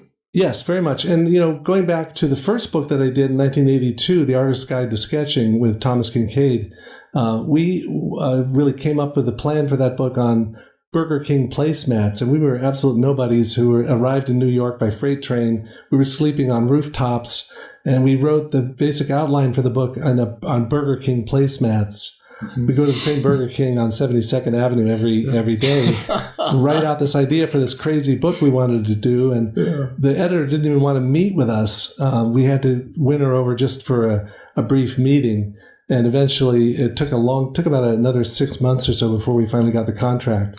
And that was a real, as you know, because you guys are both taught, the best way to learn is to teach something. And that's what we learned by doing that book, is that we had to think about our assumptions and we had to explain things. And the book itself is very wordy, but it was a good chance for us to sort our heads out about what sketching is all about. There really weren't any other books on sketching at the time. So we were operating in a vacuum. The publisher that you met with, she really had no idea what 2 artists she was talking to, what they would become. Yeah, right. No, we were nuts. I mean, we were wearing these uniform shirts that we got at this uniform store that said Jim and Tom, and our idea was in driving going cross country and sketching was we would be able to meet more people if we looked like we had some kind of job as sketch artists. And when we also wanted to sell this idea to American artists. So we went to Stephen, what was his name? The editor of American Artists. Stephen Doherty, that's right. He was the editor there. And we had tape recordings of some of the people that we had sketched. There was one guy who was a bank robber in Nashville, and another guy who was playing his electric bass guitar in Central Park. And we would play these tapes while showing him our sketchbooks. And he actually remembered the presentation we did to him. He thought we were completely out of our minds. But eventually, it took a lot of persistence, but we eventually got the contract. Nice. Wow. Was this book successful? It sold out its first printing. Nice. I think it was 20,000 copies. Nice. We didn't make any money. I think we made each about $1,000 on it because the contract was so lousy. Oh my God. And the thing is, I have to say, there's one thing that art students should all learn and art schools should all teach, and it should be part of anyone's education, is business. Every artist should know about contracts. They should know about accounting, basic accounting, something about marketing and publicity, which are two different things. And nowadays, you want to learn about social media and merchandising, just because you got to understand, if you're going to do this for real, you have to work on a shoestring when you're starting out, save some money, because the income's not going to be steady, and you have to figure out how to bill your jobs and be responsible, because we're in this as a business as well as for fun. If you want to learn the business of art, who do you go to online that's teaching that and could even be a potential mentor? There are some good books on contracts. Mark Levine wrote a good one. Once you write a book, you can join the Authors Guild, and they have a lot of resources. There's also the Society of Children's Book Writers and Illustrators for aspiring writers and illustrators of children's books. They have a lot of resources, and it's a good group of people who can help you figure stuff out. And then there's, as Stan knows, and Stan would be the expert on books on business, but there's a lot of books that will guide you through the basic tools that you need to just be in business for yourself. That'd be a wonderful thing to offer online, is the business of art from someone who's done it and someone who knows it, and make it available to everybody. But back to James. James, you learned it by doing it, and Jeanette. Yeah, I think that we all learn what we need to learn by just solving a problem and trying to get up to speed. I think that's the way I've tried to learn everything. The hardest thing, and I think something we've talked a little bit about so far, is drawing animals and painting animals from life. There were academies for this in the 19th century, and they fascinated me when I learned about them. Frank Calderon wrote a book about animal drawing, and he ran an atelier or an art school where he brought in live horses and cows and sheep. And the thing about horses and dogs even is they don't pose. You can try to get them to hold still, but even if you have a handler working with them, they're going to shift their weight around and change their pose. And I think that's a kind of the Mount Everest of painting from life is working from animals directly. Yeah, I know Frank Calderon's book because I've used it for decades, and I think it's a wonderful book. I think it's more detailed than a lot of students need, but I never knew anything about Frank Calderon. I didn't know about what he looked like. Never seen a picture of him working with the students, and all of that was stuff that I saw on your blog. Yeah, Frank Calderon's book gets into, I think, much more detailed information about the shapes of each of the bones than you're ever going to need. If you're drawing a cow, you don't need to know how the distal humerus looks, and how. What you need is the basics. I think what you gave in your animal anatomy material, Marshall, is just really good, simplified ways to think of the masses of the torso and the haunches and the shoulders. And that's the kind of stuff you really need more value. It's more valuable. Rico Lebrun gave that to the Disney animators when they're doing Bambi. And I think just a basic shorthand like that is what you really need. All those deer he did where the simplified skeletons are some of the most wonderful drawings. To think about how people have been drawing animals for centuries, and then in the 20th century, they're going to draw them and make them look as if they move. And he comes in and shows them everything about the personality of a deer. Yeah, those are worth several weeks of intense concentration on them, just for animal drawing in general, let alone for deer. Yes, and we've mentioned a lot of books along the way, and there's one by Richard Williams on animation, which is, for anyone in animation, they already know about this, but it's the real Bible for classic Disney and Warner Brothers animation, because he got this stuff from them, and how to make the spine change curvature in the middle of a scene to give more snap to the animation. All that kind of stuff is in that book, and Survival Guide for Animators is a really great book. But working with animals, I want to mention this course that we did is sort of an experimental workshop to draw a mythological animal, a satyr or a pan figure, half goat, half man. And I wrote up this workshop design. I said, we're going to be able to work from a live goat and have goat skulls, and we're going to have a live model, a human model, come in to take the pose you want. I had no idea. I hadn't taught many classes before, so I didn't know if this was going to work. And as I got closer and closer to the class, I was starting to panic, because I called up this animal rescue place and I said, can we bring our students by to sketch from your goats? And they said, oh no, that would be too stressful for the goats. We can't do that. So, oh no. So I called another place. It was a meat production place. And he said, well, we're going to be hauling some off to the slaughterhouse, but you can get them on their way out. And I said, that doesn't sound too good either. So I talked to our local farmer. He said, well, you can borrow Billy, put him in the back of your van and take him up to the Woodstock School of Art. It's like a 20-mile drive. And I said, are you sure he's going to be okay? He said, just throw a tarp down, bring something for him to eat. He'll be fine. So we did. And we brought Billy there. The students worked from him. And they worked from the model. There was only 7 students, so they could pose the model the way they wanted. And it all ended up really okay. But boy, getting Billy to pose, he loved the attention. And the students just loved working directly from a live animal. Hey, are you ever going to do anything where you have people come to a place like near where you live, where you do a week or 3 or a summer of studying animals? I don't know, Marshall, if I'll ever do that. Because what I love the most is teaching by video. The problem with teaching in person is that I'm not probably as good as you guys are at working directly with students, because I never having had a teacher, I don't really have the voice of the teacher in my ear. I don't know always what to say to a student to help them through their little issues at a given moment. And so it's hard for me to actually teach live students. I like doing it, I like trying it, but it's very stressful for me, and I end up having to I make the mistake that some experienced teachers told me I was likely to make when I asked them about how to do this. They said, the mistake you're going to make is you're going to try to download everything you know on the student in the first hour. And that's exactly what I ended up doing, which was useless to the students. I think what a good teacher should probably do, and you tell me, is come up with a real specific challenge that they're likely to succeed at, but that brings them to some higher level of understanding, and then take everything out of the equation so you don't confuse them too much. Yeah, that makes sense.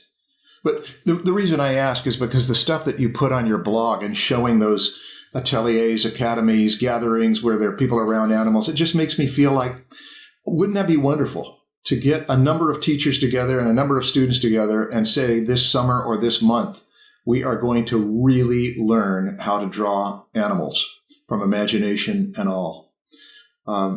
We've got all the books, we've got the resources. It's just that there was something exciting about seeing it gathered together in community. Well, we've been part of some group teaching environments, like Illustration Masterclass up in Amherst, Massachusetts, where Greg Manchess and Donato Giancola and a few others were team teaching students. And it was great because the students were bringing their work in sketch form so that they were really receptive to feedback. And that was good. Also, I had the privilege of teaching with the SKB workshop in Wyoming, where there are a lot of wildlife artists, and they were mostly working from doing landscape paintings outside, and then working from photos for their wildlife art. And I said, you know what? There's a really good taxidermist right here in Du Bois, Wyoming. Why don't we ask him if we can borrow his wolf and his his bighorn goat and bighorn sheep rather, and mountain goat and all these, and bring them in. And sure enough, the guy was happy to bring his mounts into the room. So we were painting directly from a taxidermied specimen that was really beautifully done. And it was just like a revelation to everybody to work directly from something that was holding still, but otherwise looked so lifelike.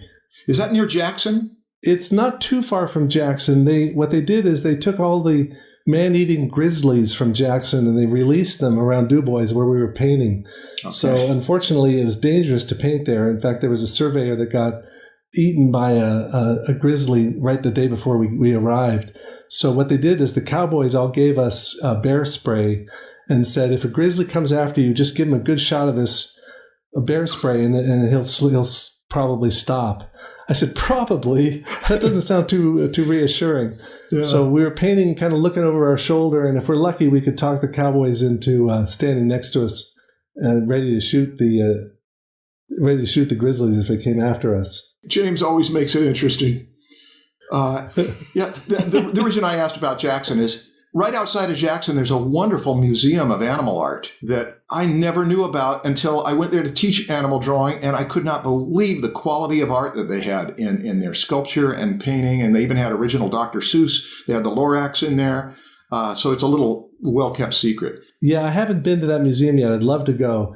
There was also one out in Rochester, New York, I think, for a while. Mm-hmm. I don't know if it's still there or not, but they had Bruno Liljefors and then Bob Kuhn and some of the absolute great wildlife artists. And I think a lot of students that I've met in art schools aren't aware that not only is there wildlife art and wildlife painting, but there's also the Guild of Natural Science Illustrators, which are people who do realistic paintings, usually for museums or guidebooks of insects and flowers and mammals and birds. And there's also the Medical Illustration Group. We visited a couple of the graduate programs that are doing illustrations for medical textbooks and online things.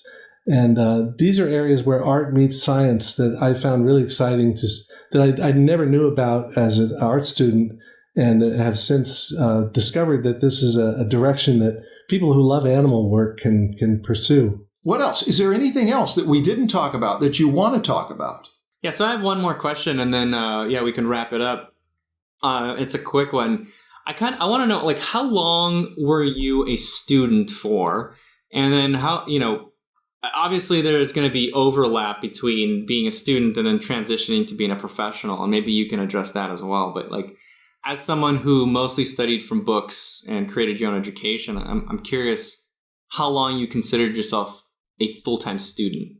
Well, I think it's funny. I would answer that two different ways. I would take the Robert Rodriguez approach and say I was a professional from the minute I started deciding to drive to Southern California to become an artist. Okay, let me rephrase the question then. How long did it take for you for the majority of your time to be spent on creating professional work versus on learning? Because when you're a full-time student, most of your time is spent on learning.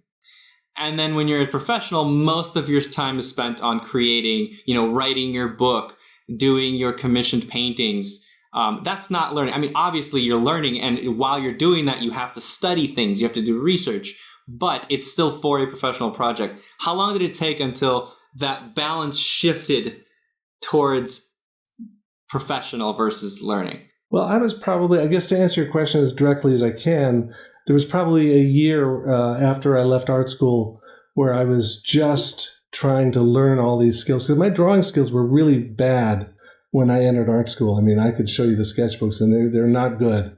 I had a knack for certain kinds of lettering and certain kinds of illustration, but I couldn't paint at all, and I felt really like I had a long way to go. So I focused on it for a long period of time, for what seemed like a long period of time, like a year, doing this kind of self-teaching curriculum. But then once I was working on the movie, of course I was learning because I was learning on the job, but I had to deliver 11 paintings a week, and they had to be pretty good or else I wouldn't have kept the job. Okay. And then when I was working on the Artist's Guide to Sketching, I had to sound like I knew what I was talking about.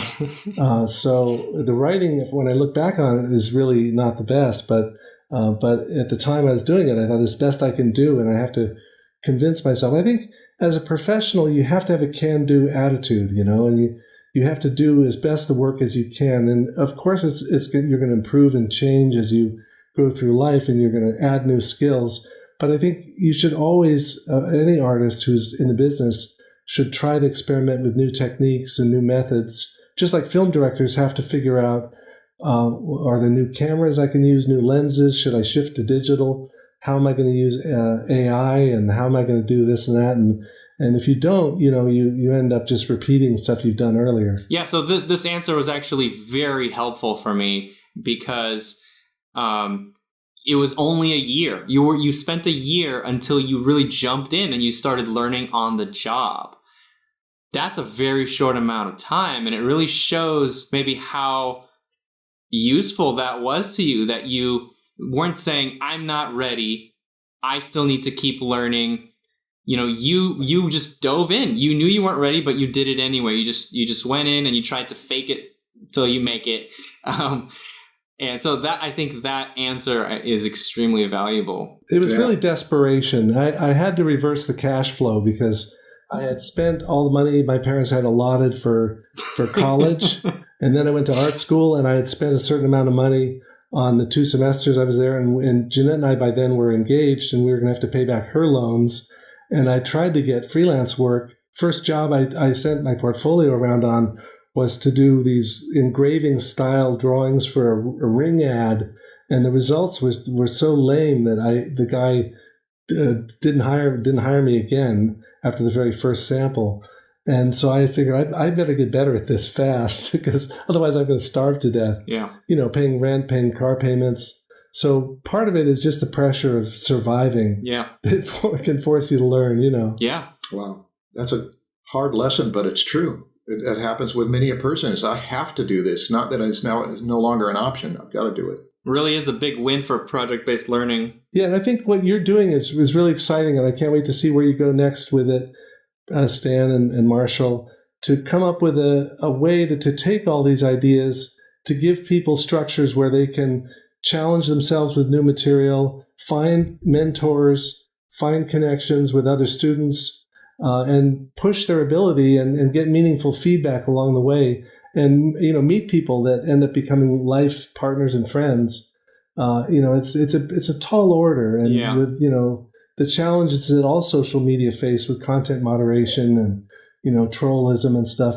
I don't know what those challenges are going to end up being in the real world, but I think the opportunity's there, and I think the silver lining with this whole pandemic period we're living through is that a lot of these tools are what was happening anyway in the world of business and in the world of education has been accelerated, so that people are finding out that people who are selling virtual art educations are doing better than ever in some ways. Yeah. And people who want to get that information are finding it more available in more different forms than they ever saw before. Yeah. And the way people are going to get that from you is through Gurney Journey. Is that correct?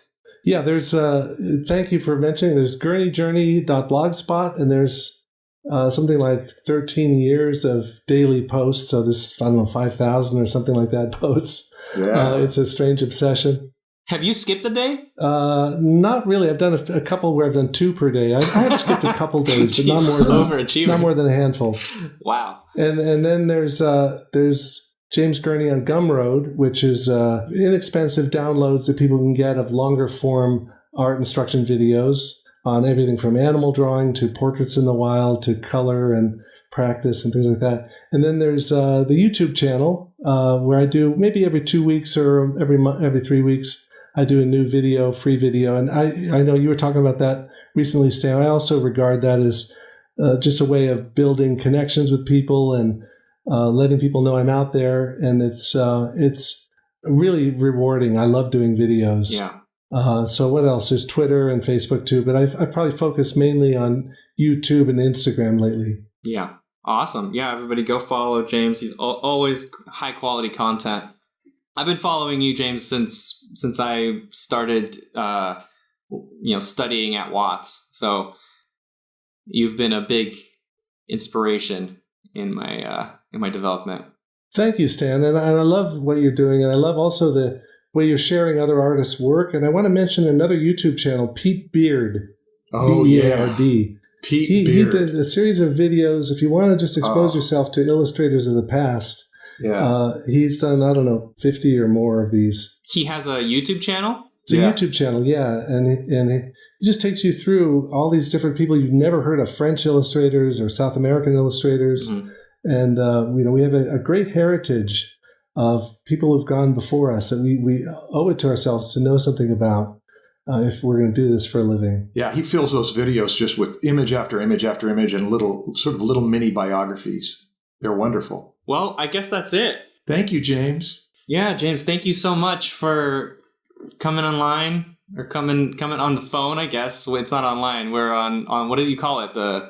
On the cord? I think the first 5 years of the blog, we didn't have the internet at home. We do it from the library or from Starbucks. Every day. So, oh my God. And we raised our kids without television or the internet or cell phones. Nice. And they went off to college in 2005 and 2007.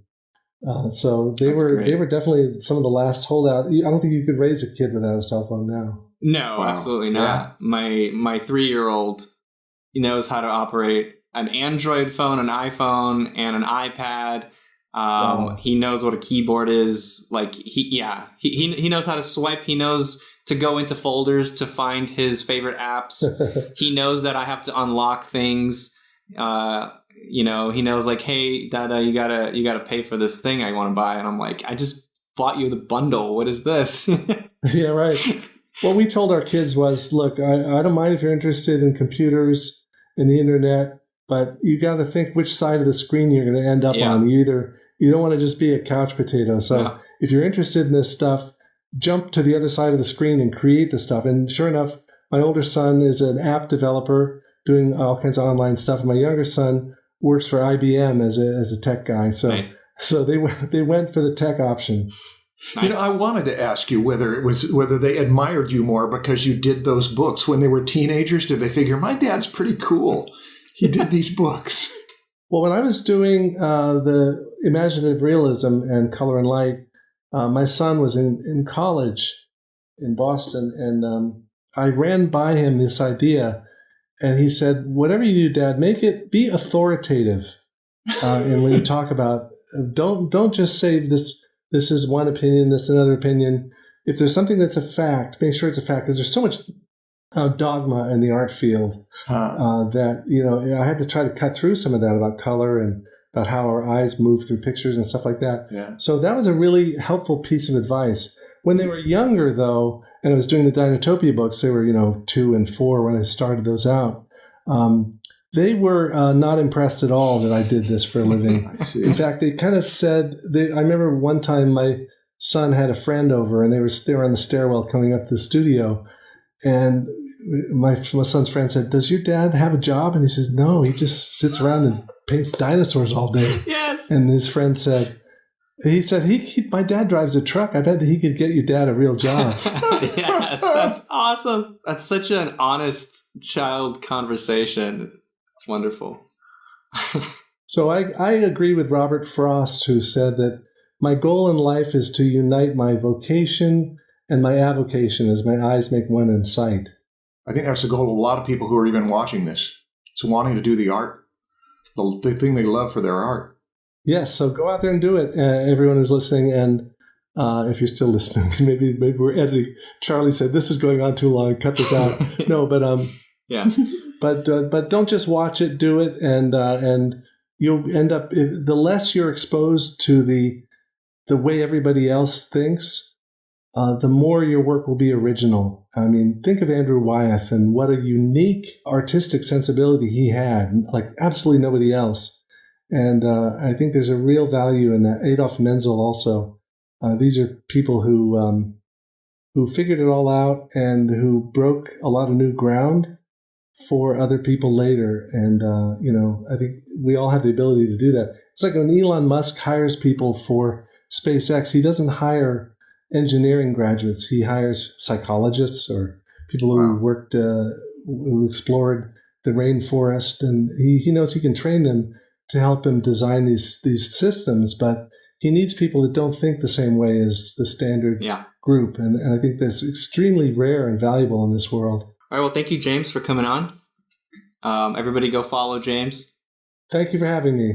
Absolutely. All right, guys. Great talking to you. Okay. Bye. See you later. Bye. What's up, Marshall? Hi, Stan. How are you? Good. Are you recording? I am recording. So am I. Awesome. We're ready to go. What are we doing today? Yeah. You seem nervous. I am. I'm always nervous. You remember in that book, The War of Art by Stephen Pressfield, that he talked about Henry Fonda throwing up? I don't know whether Henry Fonda really did throw up before every performance, or even whether he just threw up before a few performances. But you remember that? Yeah. Nice transition there. Yeah. Are you trying to say we're going to talk about the War of Art? Well, since I brought up the topic.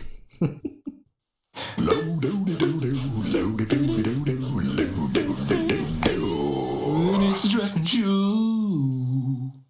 Yeah. Hey, Stan, what do you want to talk about today? The War of Art, Marshall. It's a book. This book. I did a book review of what was that book called? Now, this is up to you. What was it? I did that book review in the season 1. Man, it's like studying a book for you is sort of like pouring valuable, precious ointments into a funnel that you expect goes into the guy's brain, and instead it's just leaking all over. It bounces off the edges and most of it falls out, and then one thing goes in, and I'm like, whoa!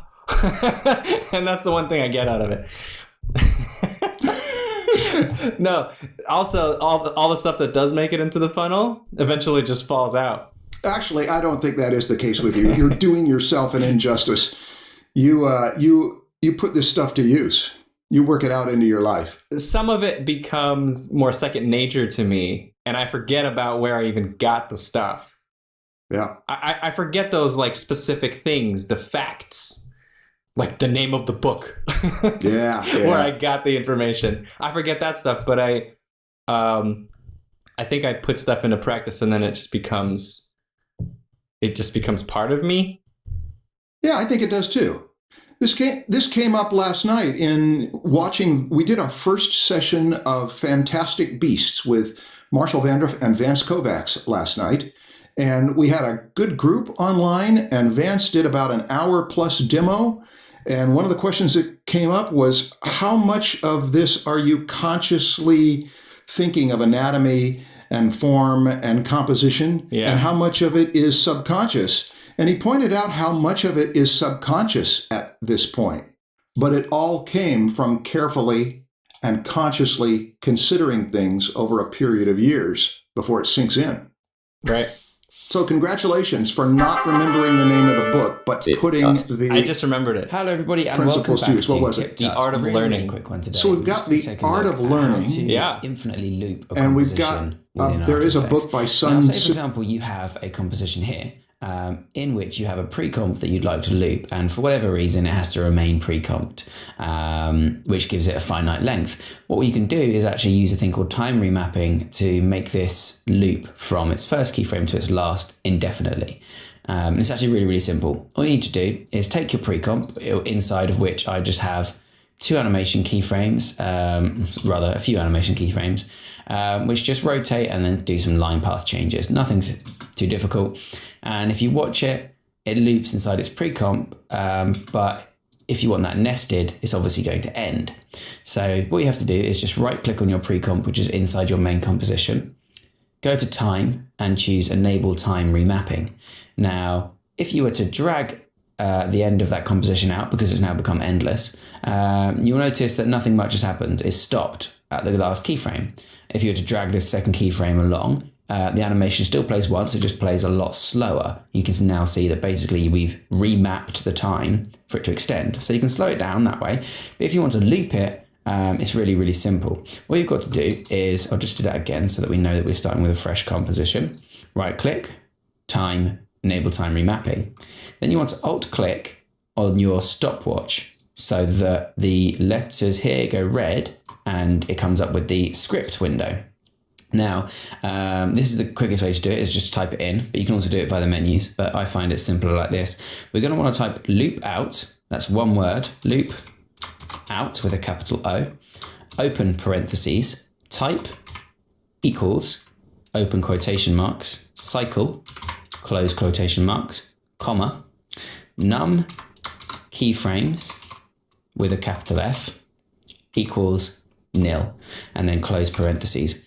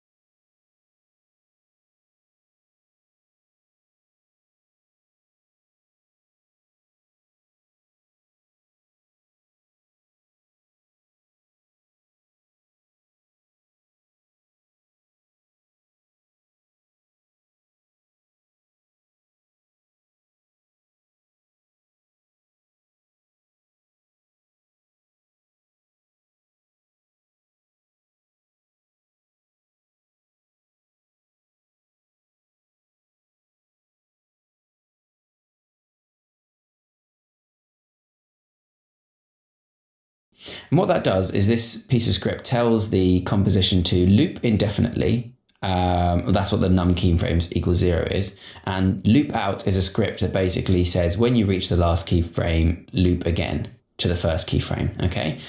So if you just click out of there, you'll notice that that's applied. And if you drag your composition all the way to the end there so that it remains on site, you'll see now that it loops past the keyframes. Now, if you drag this second keyframe further along, you'll notice that it slows down and loops again where that second keyframe is. So you can still adjust the timing of this and it'll just loop indefinitely for the full size of whatever composition you choose to drag it out from. That's really all there is to it. And now that composition can loop indefinitely and you have still the ability to remap time. So thanks very much for watching, everybody. Really quick one today. Hope you enjoyed it. If you have any questions, feel free to join the Discord community where I'm kind of active on, and so other people in the community, and they can help you out, or just leave a comment below. Thanks very much, guys, and I'll see you all next time. Remember to subscribe for more tips, tricks, and tutorials. Thanks for watching.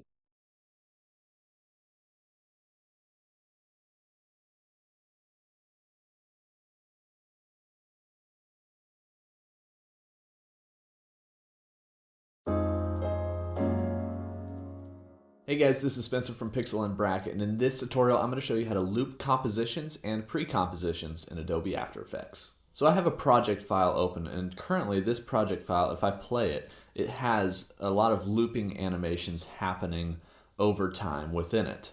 Now I have another animation, which is a lumberjack chopping down a tree. You can see him play right here, just chops that tree down. And I want to insert him into this composition and have him continuously loop forever. But I don't want to have to copy paste him over and over again. So this tutorial is about how to loop that animation in another composition.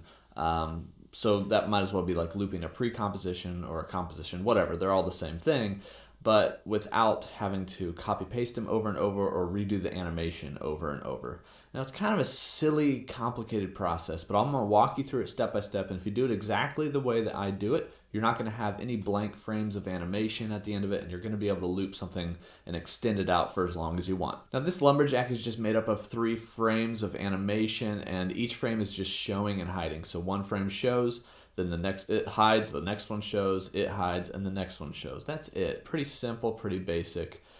So the way that I can do this, and there's a bunch of blank space at the end of my composition. Right now it's 10 seconds long. I need to trim my composition to my animation size. So to do that, I'll scroll to the end of Tip Tut. Hello everybody and welcome back to Tip Tut. Really quick one today. We're just going to take a look at how to infinitely loop a composition within After Effects. Now say for example you have a composition here in which you have a pre-comp that you'd like to loop, and for whatever reason it has to remain pre-comped, which gives it a finite length. project file open, chops that tree down, and I want to insert him into this composition and have him continuously loop forever. But I don't want to have to copy paste him. But it's just made up of 3 frames. The next one shows. Press the in like I want to trim this composition to be the size of my animation. My work area back to other composition. That's literally just previewing the animation over and over again. So what I need to do is trim this composition to be the size of my animation. So I'm going to right click on the work area and do trim comp to work area. So that will, it seems like it extended it out, but what it did was it trimmed my composition from 10 seconds to 3 seconds. So now my entire composition is only this guy chopping the tree down over and over again. Good. I'm done with this composition, so I'm going to go back to my full one. And this could be, if you just wanted to loop that composition out, you could just duplicate it and put him in a new composition with the same settings, same size, same frame rate, and do the same process. But for me, I'm putting him into another composition, and we're going to loop him inside of this one. So I'm going to grab him from my project panel over here, drag him in, and we're going to find him. He's actually doesn't exist because he's only 3 seconds long, so I need to drag my playhead back. There he is. And I'm going to move him up a little bit. All right, so right now, if I play this, everything else loops, but this guy just plays once through, and then he goes away. So I want him to loop out for as long as I need him to loop out. So here's all the important steps I need to do right here. First, I need to right-click on this and go to Time and enable time remapping. Now that adds 2 keyframes. I need to navigate to this last keyframe, so I'm going to go backwards. Also J and K will go backwards and forwards through keyframes. So I know I'm on top of this one. If I hold Control or Command and press the left arrow, and I'll zoom in so you guys can see what happens here. I'm holding Command on a Mac, Control on a PC, press the left arrow to go back 1 keyframe. I'm going to add a keyframe here by clicking on the diamond over here. Now I have a new one.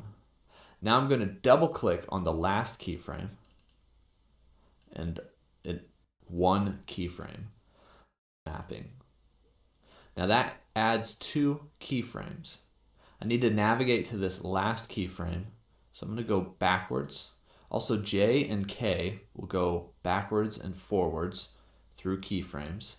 So I know I'm on top of this one. If I hold Control or Command and press the left arrow, and I'll zoom in so you guys can see what happens here.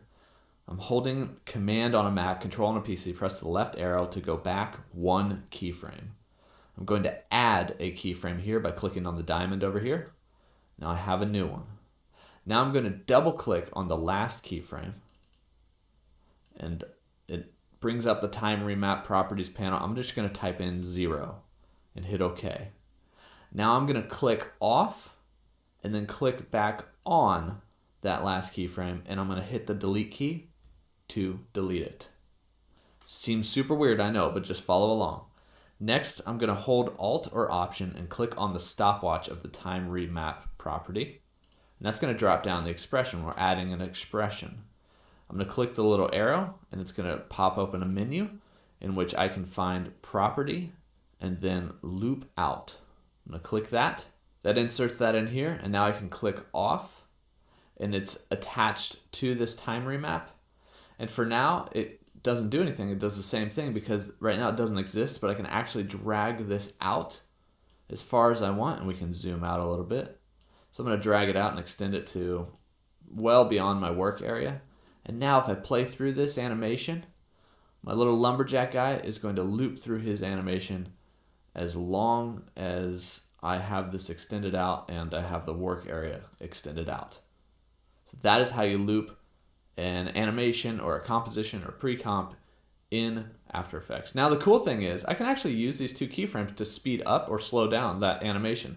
So if I want, right now the first keyframe, the last keyframe is the beginning and end of the animation. If I wanted him to chop down that tree super fast, I can actually drag this back to here, and now he's going to be chopping down that tree over and over and over and over again really fast. Same thing works if I wanted to extend it out. I could extend it out further, and it's going to chop it down way, way slower. But that's kind of fun way to adjust your animations afterwards to make sure they're timed up just the way you want them. Anyway, if you guys liked this video, like this video. Don't forget to subscribe for more tips and tutorials, and I'll see you next time.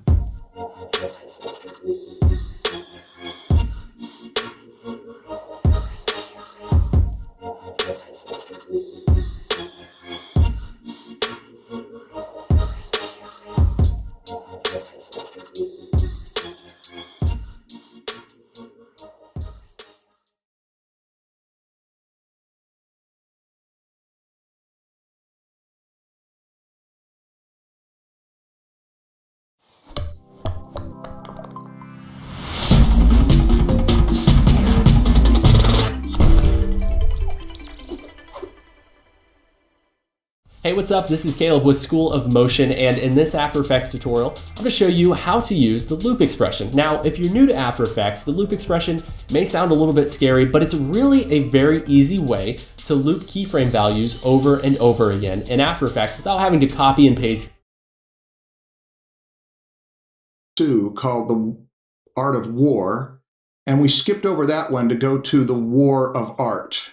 I did that mini review last season of The Art of Learning, and I think people reacted to it really well, and people asked for more book reviews. And so here we are. This is why we decided to do another book review. Marshall and I both read the book this week. No, I didn't read it, sorry. I listened to the audiobook. And actually, you guys, this is such an easy book to get through. You could read it in one sitting, right? Yes. I think you said that the first time you read it all in one sitting, in one night, right? That's right. 2003, 17 years ago, I read this in one sitting. The first time I did it, I also read it. I didn't listen to it. Mm-hmm. It was probably 2005 or something like that. But no, this time around, I listened to it, and it's only 2.5 hours long. You could listen through the whole book on a hike or on a walk or something in one morning, you know? And that's actually what I did. I listened to the whole thing this morning. Good. So you got your exercise and Yeah, it's fresh in my mind. I just finished it 15 minutes ago.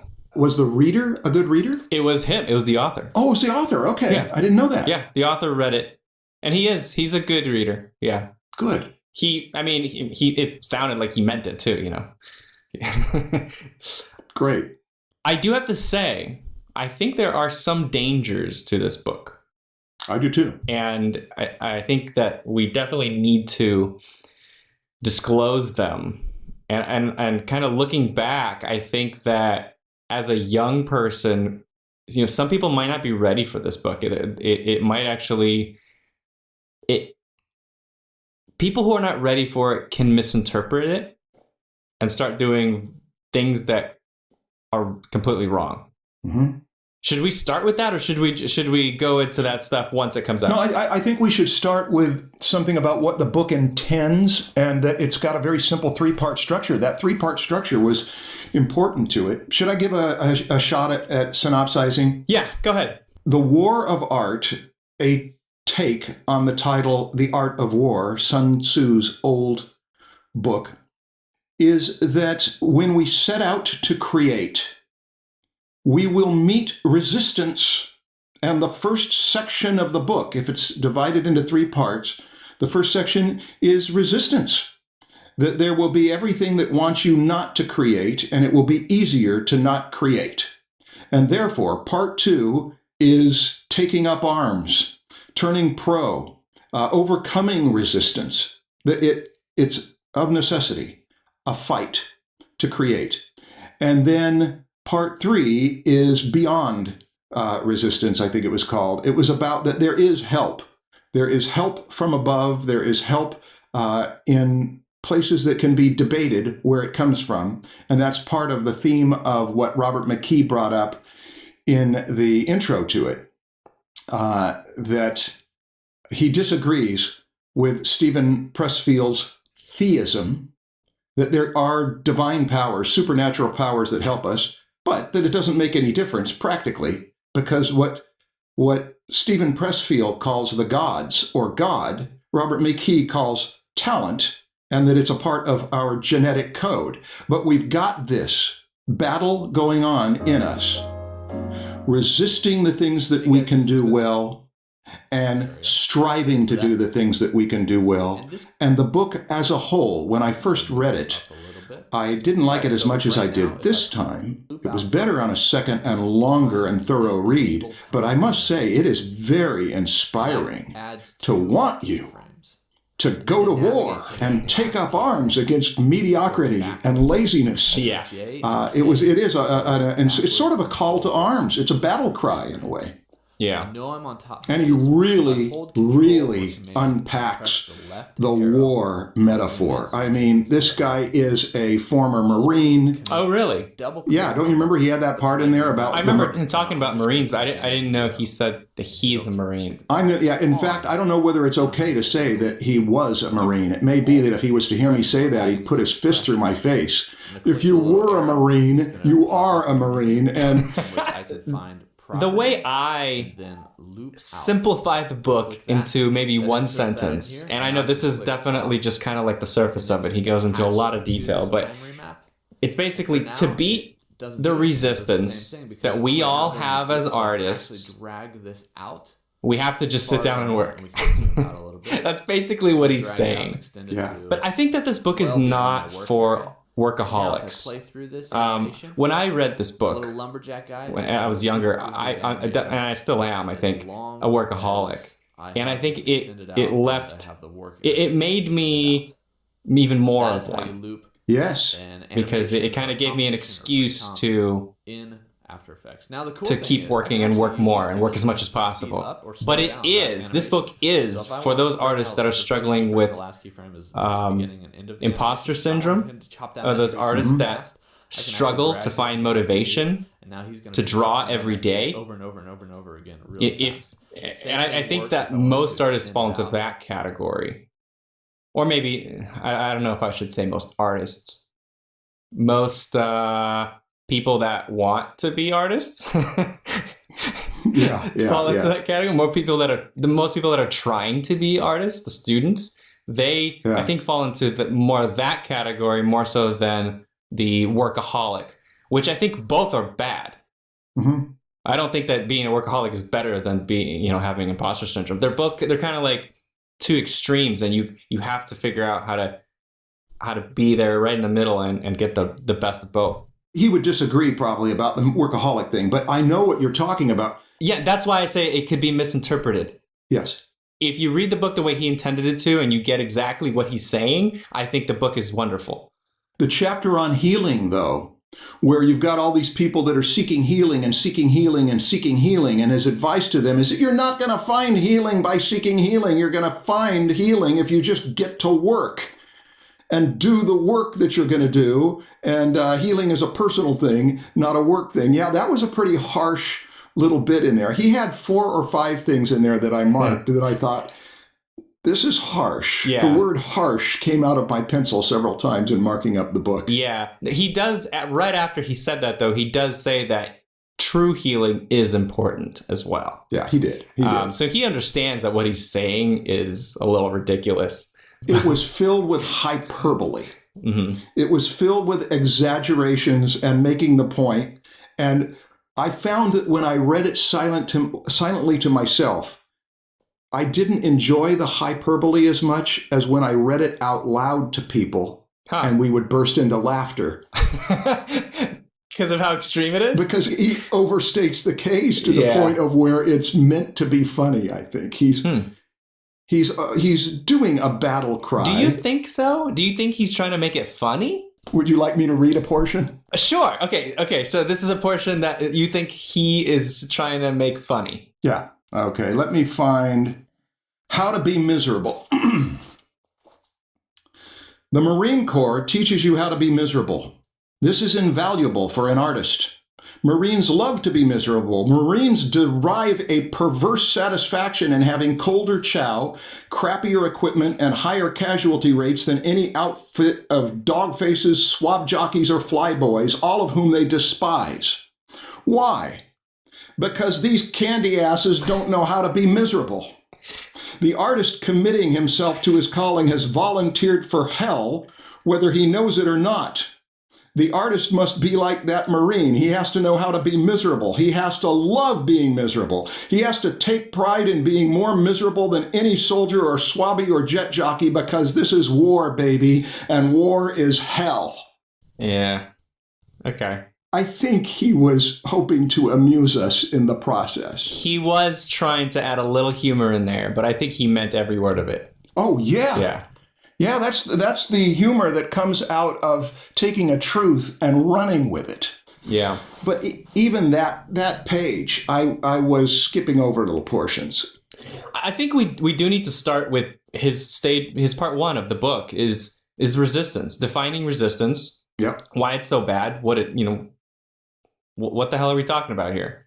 He mentions that resistance happens whenever we take up something that embraces long-term good at the expense of short-term gratification, which means that we will have resistance if we try to lose weight if we're overweight, gain muscle if we're underweight, work on any kind of project, particularly a long-term project, painting or writing or anything creative. We will meet resistance when we do that.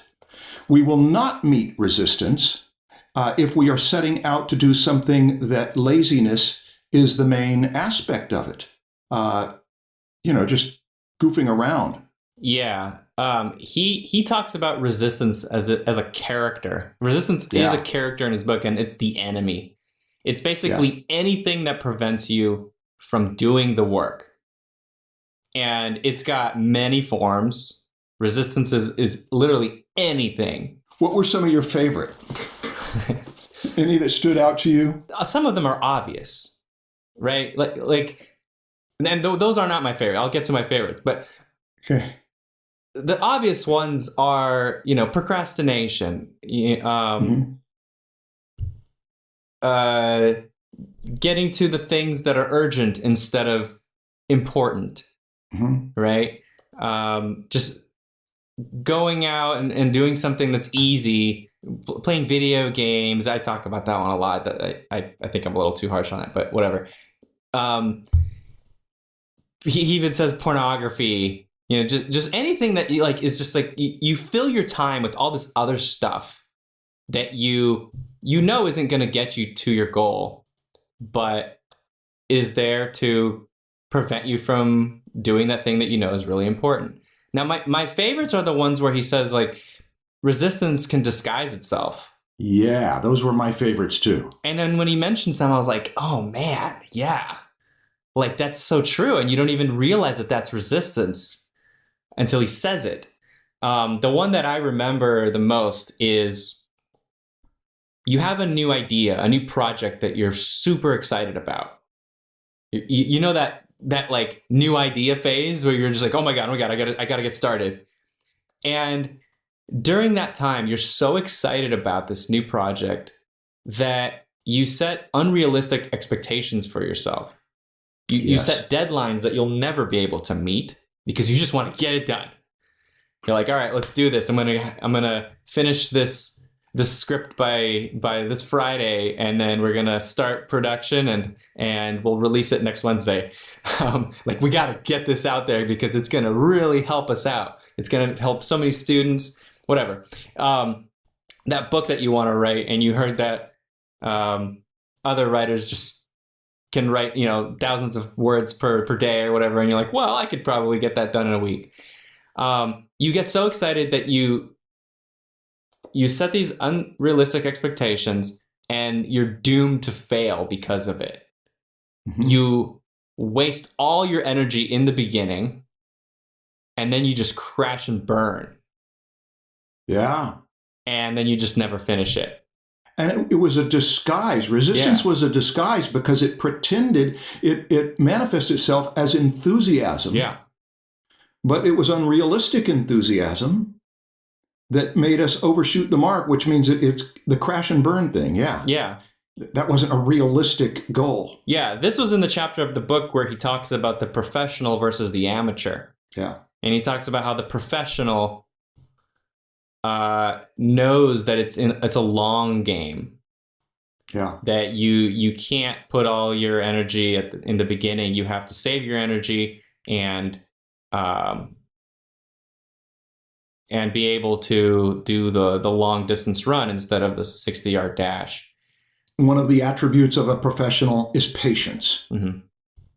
And enthusiasm can become secretly self-sabotage because there's something in us that should know, at least with now that we've read the book, not to give in to that.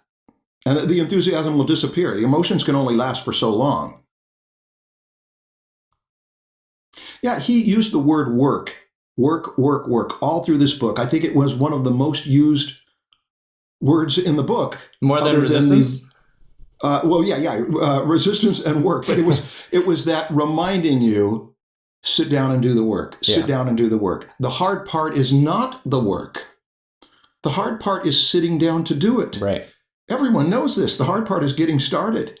And so when those of you who call in with voicemails talking about a lack of motivation and send me emails hoping that I will kick your butt, I'm not a drill sergeant teacher. You're not a Marine. I'm not a Marine. No, I've got other metaphors. This guy will kick your butt.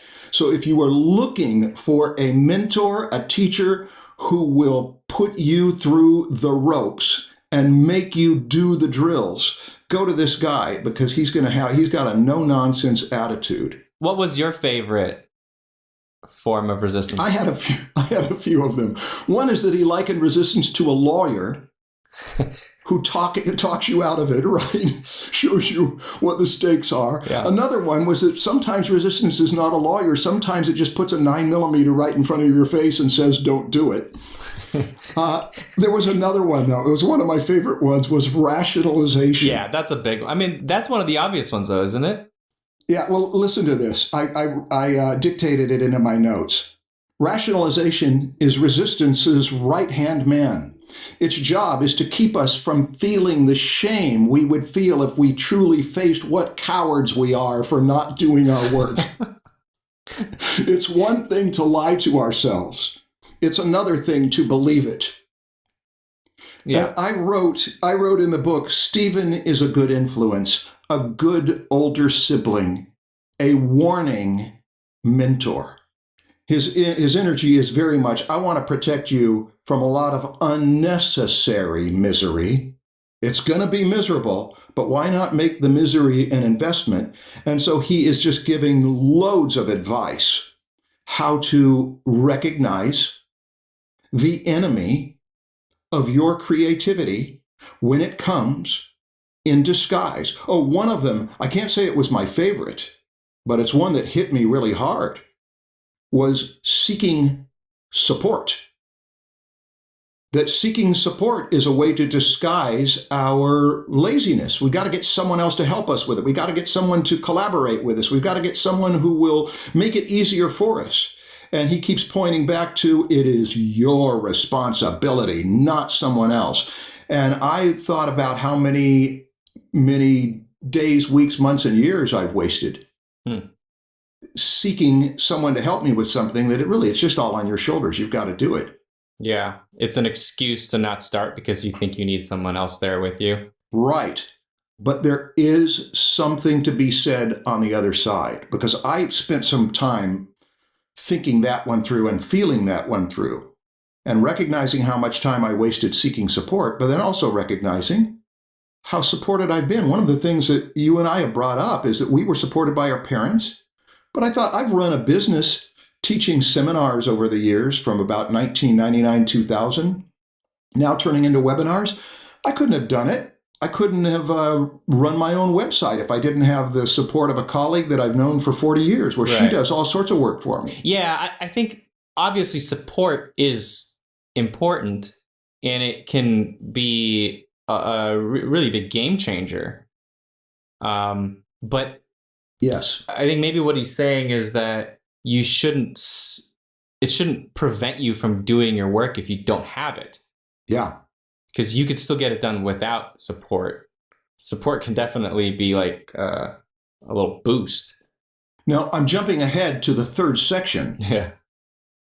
Where once we start and we just start digging the trench ourselves and we have to break the ground and do so much hard work, it not only meets resistance, it attracts help. Yeah. Other people see, hey, I could be along on that journey too. So he does in the last part of it really end on a very positive, encouraging note of attracting energies. He uses the analogy of a magnet attracting iron filings and other ones too, that we put out an energy. If you spend all your time as a beginner trying to get mentors to mentor you, you're probably not going to get it. But if you first start focusing on yourself, improving yourself, and then you prove to other people that you're someone worth mentoring, they'll just come to you. Yeah. It tends to just kind of happen to the people that are obviously mentorable and worth mentoring. Yeah, we've spent a good deal of time on that one. What do you want to do now? You want to just go through favorite parts, or did we neglect anything about the structure of the book? I don't think so. I mean, the book is very simple. It's a short book. He defines resistance, and then he helps you get over it. Maybe we should talk about the difference between reading something in one sitting, listening to it, and then doing a digestive reading, which is what I did this last time. When I first read it, it was one sitting, and I got the gist of it. And I came away feeling amped up for a week or 3. That was, wow, I'll go back and read that one again. 17 years later, Stan suggests that we do this as a podcast. And so I got it a week ahead of time. And that 2.5 hours of reading, I stretched out to much longer. And one of the things I did, because I figured one of the advantages of reading a physical book is that you can mark up the book and make notes on the paper. Oh, another thing, one of the reasons why this is a quick read is look at how many times he will make short chapters that leave blank space at the base of the page so that if you want to put notes in there, you can. And I just filled it with pencil notes as I went so that it became a dialogue more than a reading. Then, this morning, I went through everything I wrote in this book and all the parts that I marked and dictated them into my speech to text. And even though I didn't have time to read the speech to text, there was something about taking the important part of this book out of an hour and a half or 2, speaking it out loud, that sinks it in deeper. So that I would still read this book another time. Yeah. Just as a rehearsal. But I feel like this is the reading that I really slowly digested to get all of the nutrients out of this that he's got to offer. I definitely agree with you. I mean, the first time I read it probably over a week or two. I think I read a few chapters at once, and he's got how many chapters are in it? It's a lot but they're of all, tiny chapters. A lot of them are short chapters. Yeah. I think the first time I read it, I would read a few chapters, and then I would just let them process. They would just be on my mind throughout the day, and then the next day I would read a few more chapters. I would not spend a long time on it every day. And he's got so many chapters. He doesn't even list the chapters. He only lists the 3 sections. Yeah, here in book 1, book 2, book 3. The in Audible. So these are the chapters of the audiobook, and you can just keep scrolling. Wow. Scrolling. And some these of are them all must the only chapters. be 1 minute. Probably, yeah. Let me see. Some of those will be 1 and 2 minute chapters, right? Yeah. Most of them are 1 to 4 minutes. Yeah. Most within around 2 minutes. One chapter is 18 seconds long. Yeah. But it's like a bite that you're going to chew on and take your time with. Yeah. And when I was listening to it, I didn't realize that he's going through chapters here. They didn't feel like chapters. They just felt like paragraphs, honestly. Like there's a thought, here's another thought. But anyway, what I was saying is that like the first time I read it, I let it digest. And I think it stuck more. Today, I listened to the whole thing in 2.5 hours. In fact, probably less because I had it at 120% speed. So it probably less than 2 hours. And I definitely feel like there were many, many moments where I wanted to stop and think and write notes and just really just stop and just let it settle for a while before I move on, because the book is so short. And because of that, it's really condensed. Or maybe it's really condensed, that's why it's so short. Because every chapter is a thought that you need to think about. And if you just move on to the next thought, it's gone. You really need to make sure to soak it in.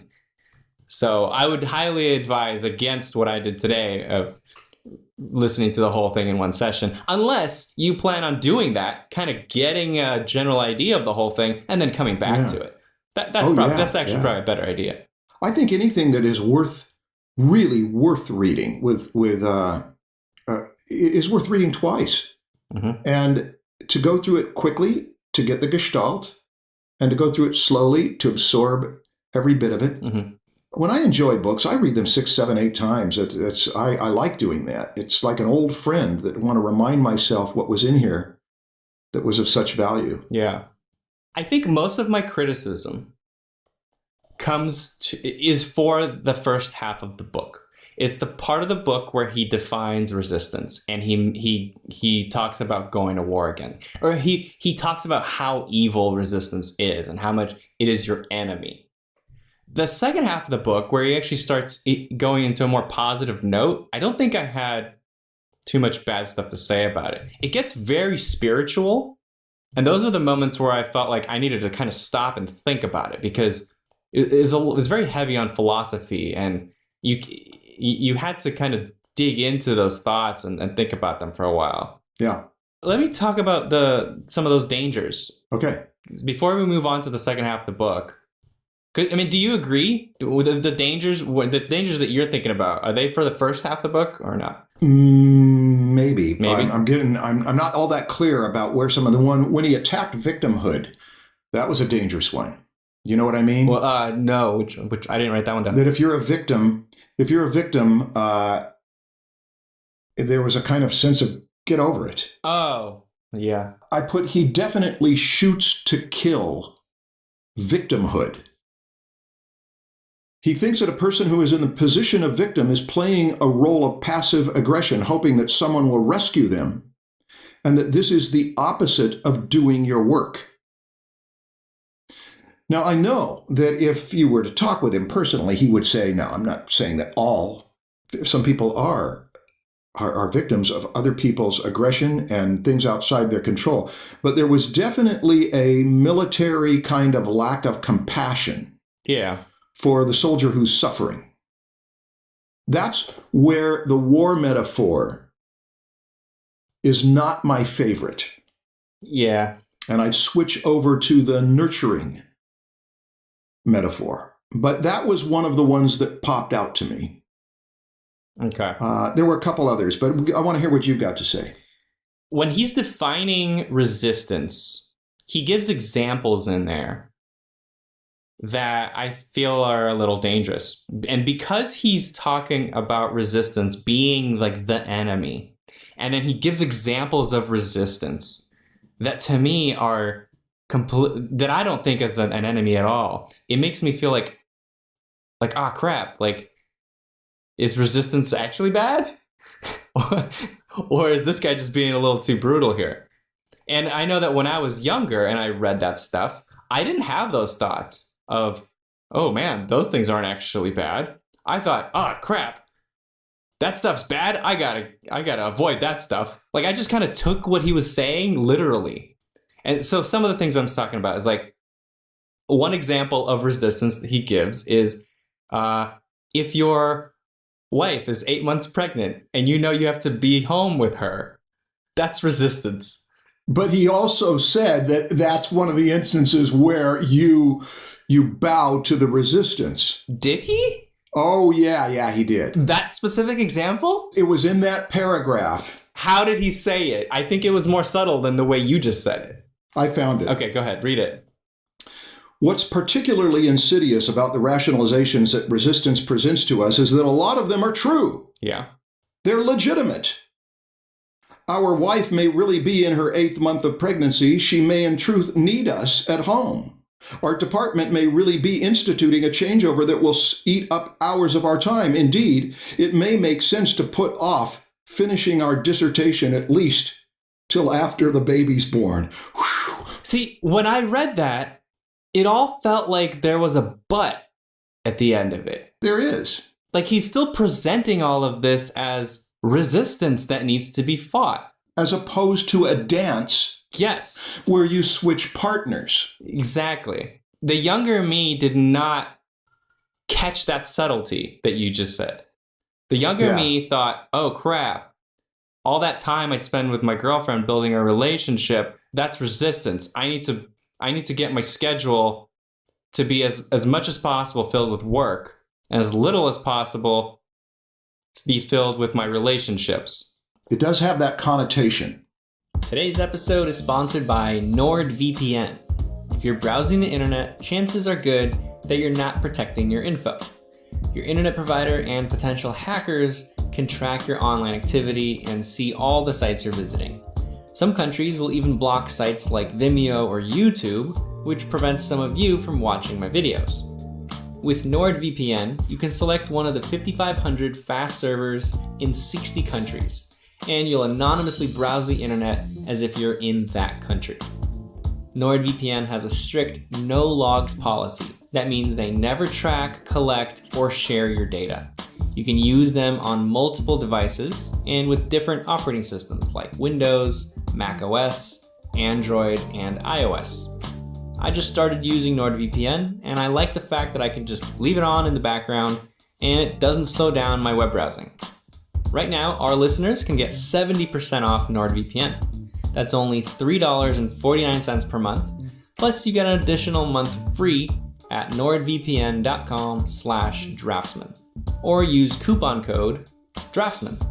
Again, for 1 month free of NordVPN, go to nordvpn.com/draftsman or use coupon code Draftsman.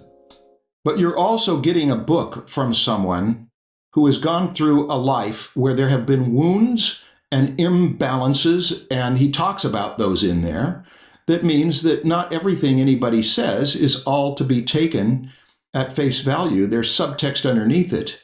Yeah. And it really comes down to my criticism of that is in agreement with what you've said, is that war is a risky metaphor for creating your art. Yeah. I want to elaborate on this for a minute or two, Stan, because it's been important to me personally. Okay. I have never been a warrior. I have an older brother who was a warrior, and as I watched him and I was developing my bearing, it was certainly not to be a warrior. It was more to be the cook, to be the creative craftsman. And as I went on through my life, I recognized I didn't have to fight many battles because I had an older brother who would fight battles for me when it came to that. I spent 14 years in a university, which became a battleground, but I had a wonderful man in my life whom I'm still in contact with regularly, who fought my battles for me. I had people waging war on my behalf so that I could live a life of relative peace. But it's been in the last few years where I've recognized that life is battle. Have you ever heard that quote by... New one. Now I'm going to double click on the last keyframe and add a key. Zoom in so you guys can see what happens here. I'm holding Command on a Mac, Control on a PC, press the left arrow to go back one keyframe. I'm going to add a keyframe here by clicking the arrow to go back one keyframe. I'm going to add a keyframe here by clicking on the diamond over here. Now I have a new one.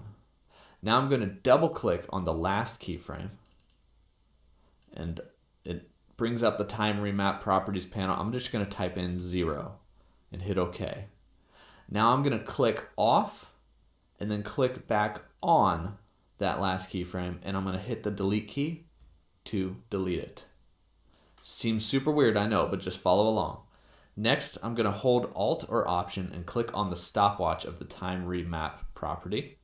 And that's going to drop down the expression. We're adding an expression. I'm going to click the little arrow, and it's going to pop open a menu in which I can find property and then loop out. I'm going to click that. That inserts that in here, and now I can click off, and it's attached to this time remap. And for now, it doesn't do anything. It does the same thing because right now it doesn't exist, but I can actually drag this out as far as I want, and we can zoom out a little bit. So I'm going to drag it out and extend it to well beyond my work area. And now if I play through this animation, my little lumberjack guy is going to loop through his animation as long as I have this extended out and I have the work area extended out. So that is how you loop an animation or a composition or pre-comp in After Effects. Now the cool thing is I can actually use these two keyframes to speed up or slow down that animation. So if I want, right now the first keyframe, the last keyframe is the beginning and end of the animation. If I wanted him to chop down that tree super fast, I can actually drag this back to here, and now he's going to be chopping down that tree over and over and over and over again really fast. Same thing works if I wanted to extend it out. I could extend it out further, and it's going to chop it down way, way slower. But that's kind of fun way to adjust your animations afterwards to make sure they're timed up just the way you want them. Anyway, if you guys liked this video, like this video. Don't... William S. Burroughs, that this is a war universe? No. This is a war universe. War all the time. That is its nature. There may be other universes based on all sorts of other principles, but ours seems to be based on war and games. I understand that more now than ever before, and that the best reason for war is to create a plateau of peace where good things can happen, where play can happen that is in goodwill and fun. So accepting it, I've still got to say that my nature goes against the competitive model because I prefer other analogies. But that's part of why a book like this is good. It's good for me. It helps balance me out to recognize it's all not just sitting around in the kitchen or polishing jewels or entertaining the kids. It is also the hard work of the fact that there are enemies. And I'm close to a student who went through medical school that explained to me that the immune system, the rotation that was the immune system, the metaphor of the immune system is battle, is war. There's really no other one that makes much sense because it will either be this virus, this intruder, or my body. One or the other will end up dead. And to pretend like that is not happening just means that you lose the battle. And so it's a necessary metaphor, at least, and for some people, a thrilling metaphor. Some people just love the thrill of battle. They live for it. Yeah. And those who do, they've got their issues. A portrait of a person like that is Jake LaMotta, that Robert De Niro played in a 1980 movie called Raging Bull. There's a guy who's he's just great at fighting, but he can't turn it off, and he doesn't know how to use it for good. That would be my arch view of it. Warriors will love this book. Non-warriors may need a dose of this as a reality check, I think. Yeah, that makes sense. The war metaphor, I think, kind of boils it down. I wrote several things down that I think are dangerous about this, that could be misinterpreted about this book. And I think all of them come down to this war metaphor, though. So I think I want to be a responsible adult here and realize that a lot of kids are going to be, or, young adults are going to be listening to this, and they might fall into the same trap I kind of did when I read it as a young adult. And I just want to point out these dangers, that to say, like, do not come to these conclusions after reading this book. This is not what he is saying. Okay.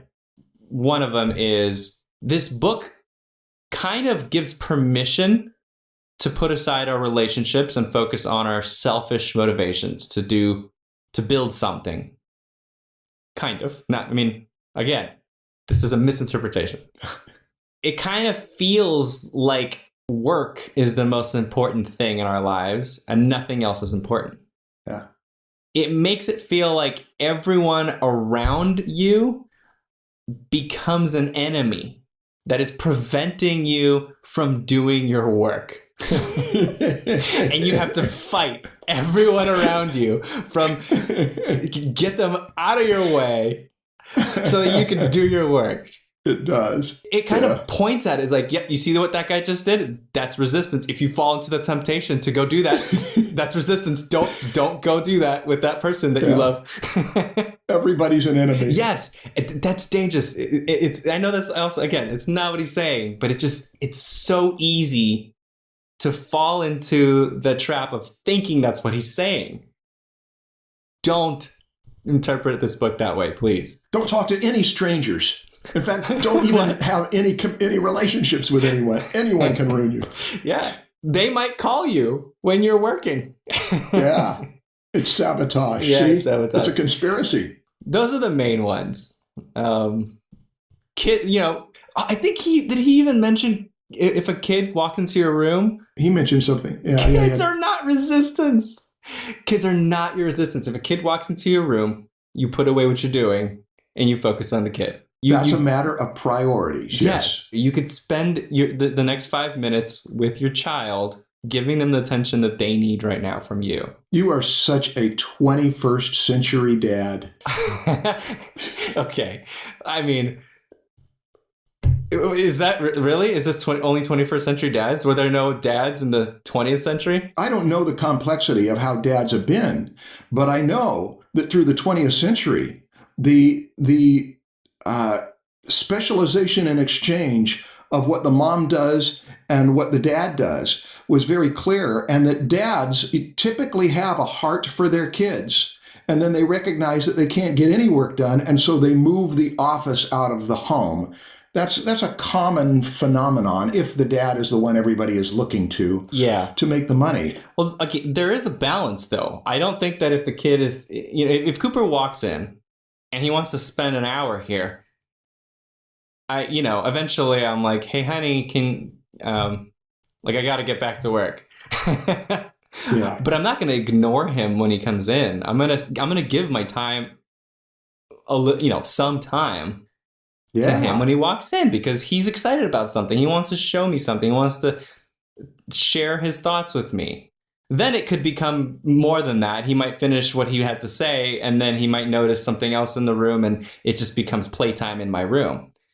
That playtime can continue downstairs, but this is a case where your work is resistance. Oh, wow.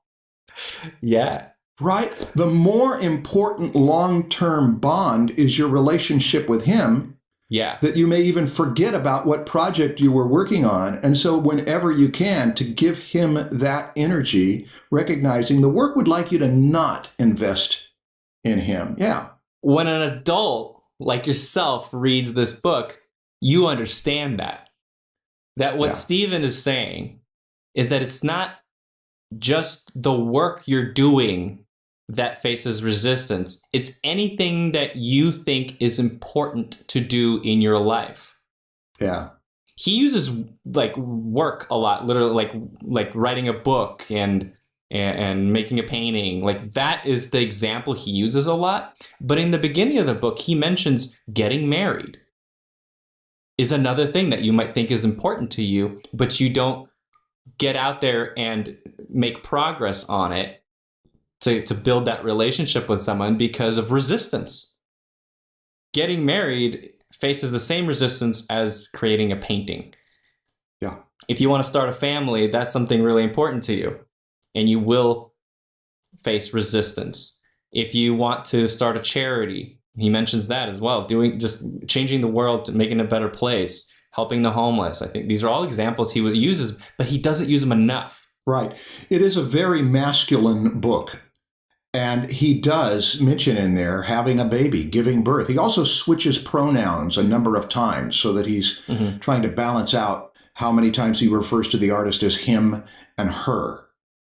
But it even ends it toward the end that he really pulls a good deal out of the birth analogy when he's talking about beyond resistance, and that ego and humility are that we do not create the baby. The mother does not create the baby. The baby is, the mother is a vessel through which the baby comes. And that attitude means that you have to do the work. There's a ton of work to be done here, but ultimately you are not the one who is responsible for the birth. It's a dance. He switches metaphors without ever really. That is one part of the book that I actually wanted to just get your opinion on it, because I was a little confused if I agree with it or not. Go ahead. It was one of those things where I wanted to put the book down and think, and I haven't been able to do that yet. Yeah.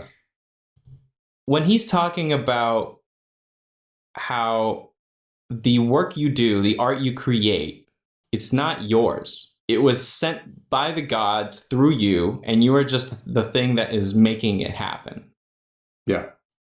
What do you think of that? Well, that is something I've probably discussed with some of my artist friends more than any other topic. Okay. When we're talking, and it's philosophical, it's getting up over that. And here's the thing, Elizabeth Gilbert talks about this a lot.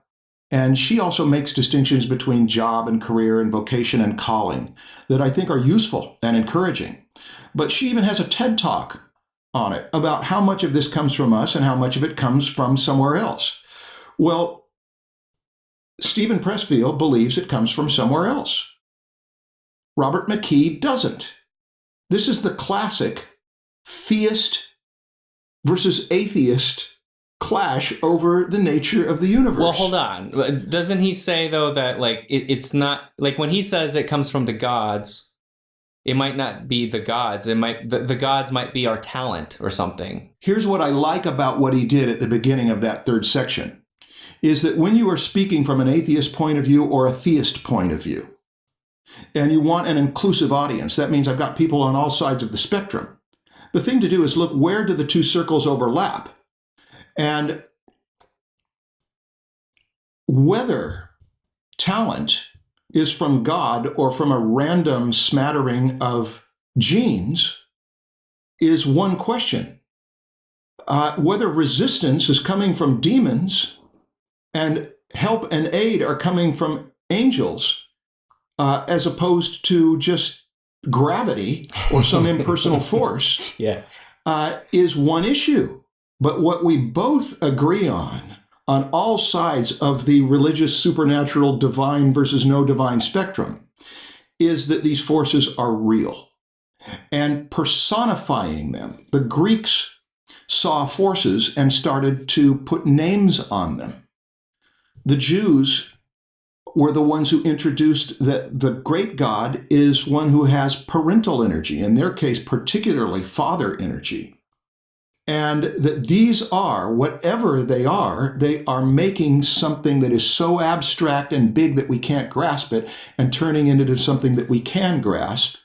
And so when he starts out, he includes all of us in the umbrella of what he's getting at, that if you don't believe there's real spirits, you don't believe there's real muses, that's okay. Let's pretend there are and name them, because just the names of the 9 muses are going to give us insight into what kind of help we need, what kind of help we're going to get, which healer is going to come to our aid for that. So it's essentially storytelling for the benefit of all, whether you believe the story is true, literally, or true in a great big figurative sense. Now, I know I went on a long time. No, that's with that, good. But I liked how he handled the religious side of it, and that McKee could write an intro saying, hey, we don't agree on that one thing, but we do agree on this other thing, that it is, these forces are real, even if they're not literal.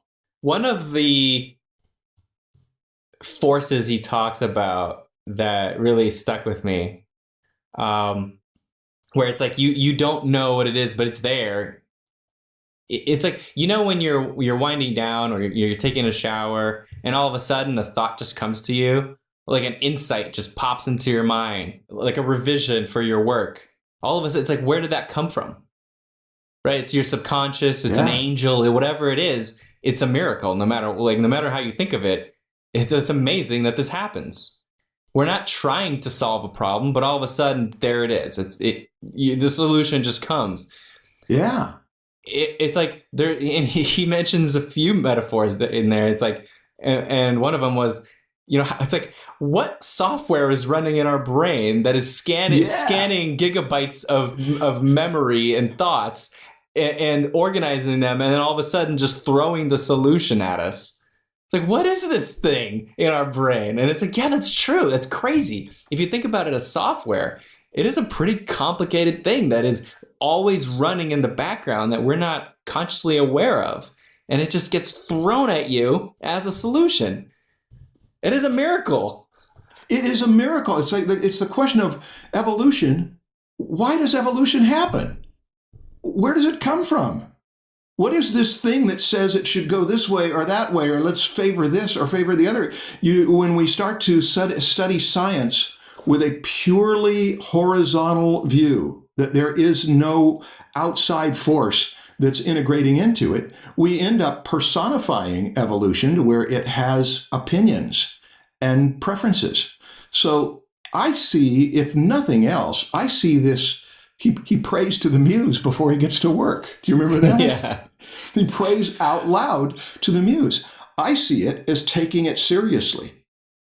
That this is an unknown power. This is a mystery, but I'm not going to have disrespect for it and say it doesn't even exist.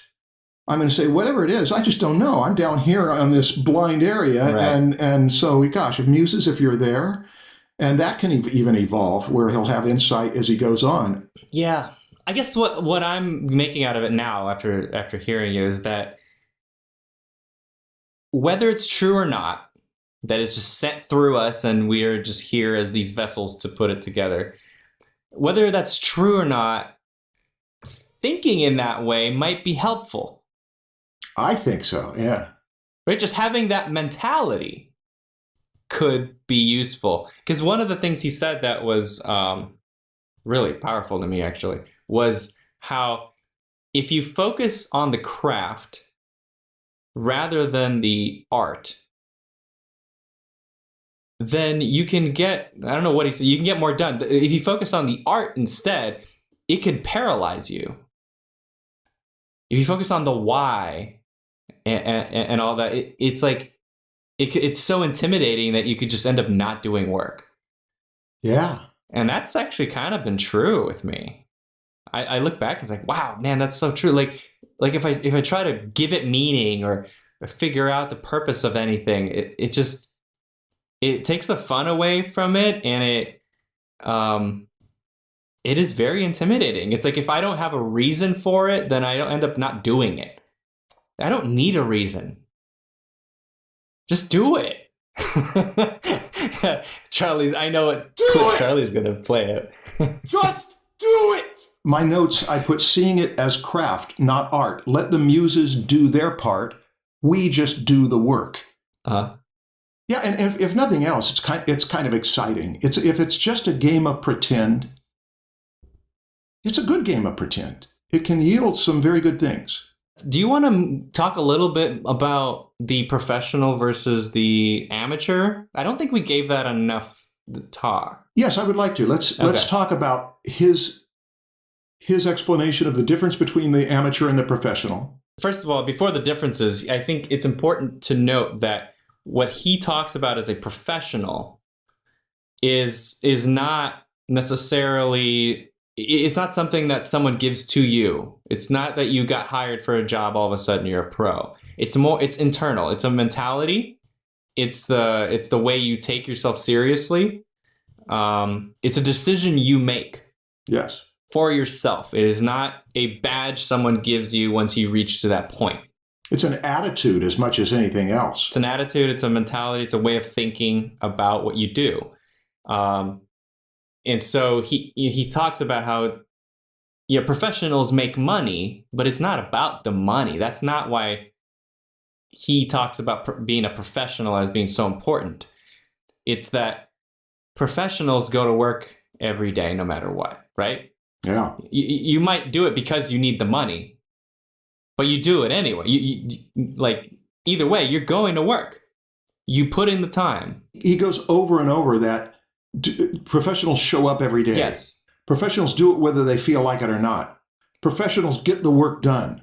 He's got a whole litany of things that professionals do to separate them from the namby-pamby amateurs that he disses. Yeah, and the difference is then the amateur is the person that thinks of it as a side thing. It might be the thing that you love. You might have a full-time job that you do for the money, and then there's that side thing you do that you love, but you're an amateur at it because you don't love it enough to do it full-time. That was his big flip. Amateur means doing it for the work of the one who loves it, and his point was they don't love it enough. Yeah, they aren't like us pros. Yeah, which shit. Now what? Like, okay, what happens now when we bring it back to like children? Does that mean I don't love my son enough because I don't give him full-time attention? No, I think that breaks down. The full-time thing breaks down a little bit. Stephen Pressfield is making war. When it comes to a war cry, you do not say, and make sure that you organize your table beforehand and clean up your room before you go out to fight. It's all in. This guy is all in. And I can think that an amateur could read this book and be quite encouraged by it because it could mean that they are going to use the analogy, up their game. They're going to get better at it. But his view is that professionals are the real ones who love it because they love it enough to devote their life to it and not just flirt. Yeah, it's a hardcore call. I get what he's saying. The mentality, it still works, although that one little point there, I was like, Yeah, I had a number of those. Yeah, because it's again, that was one of those situations where he's putting attention on a literal job and doing something full time versus anything that you really have a passion for and you want to do.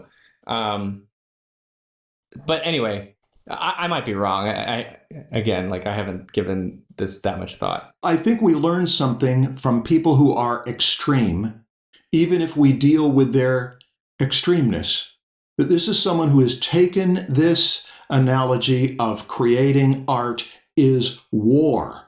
Two of the most accomplished people I know in the arts are warriors, and they use warrior metaphors that they'll compliment a piece. Yeah, that piece almost did me in, but I overcame it at the end.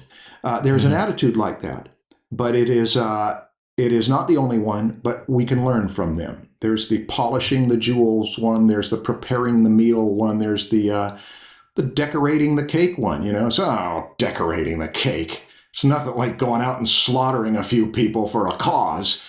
Wait, what? I missed that one. What? Explain it. This guy locks onto, you are in battle with resistance. Set aside everything else. Don't eat. Don't sleep. What a wimp. You can't sleep when the enemy is there. He is on the extreme of how important this is. Yeah. And he's amusing that he would take it that far and, shake his fist and rally. So yeah, it's good for us, but it does not mean that needs to be our fundamental bearing. But I'm so afraid that if he were to see this podcast, that he might show up at my front door with a 9mm. Now, what does he say about fear, Marshall?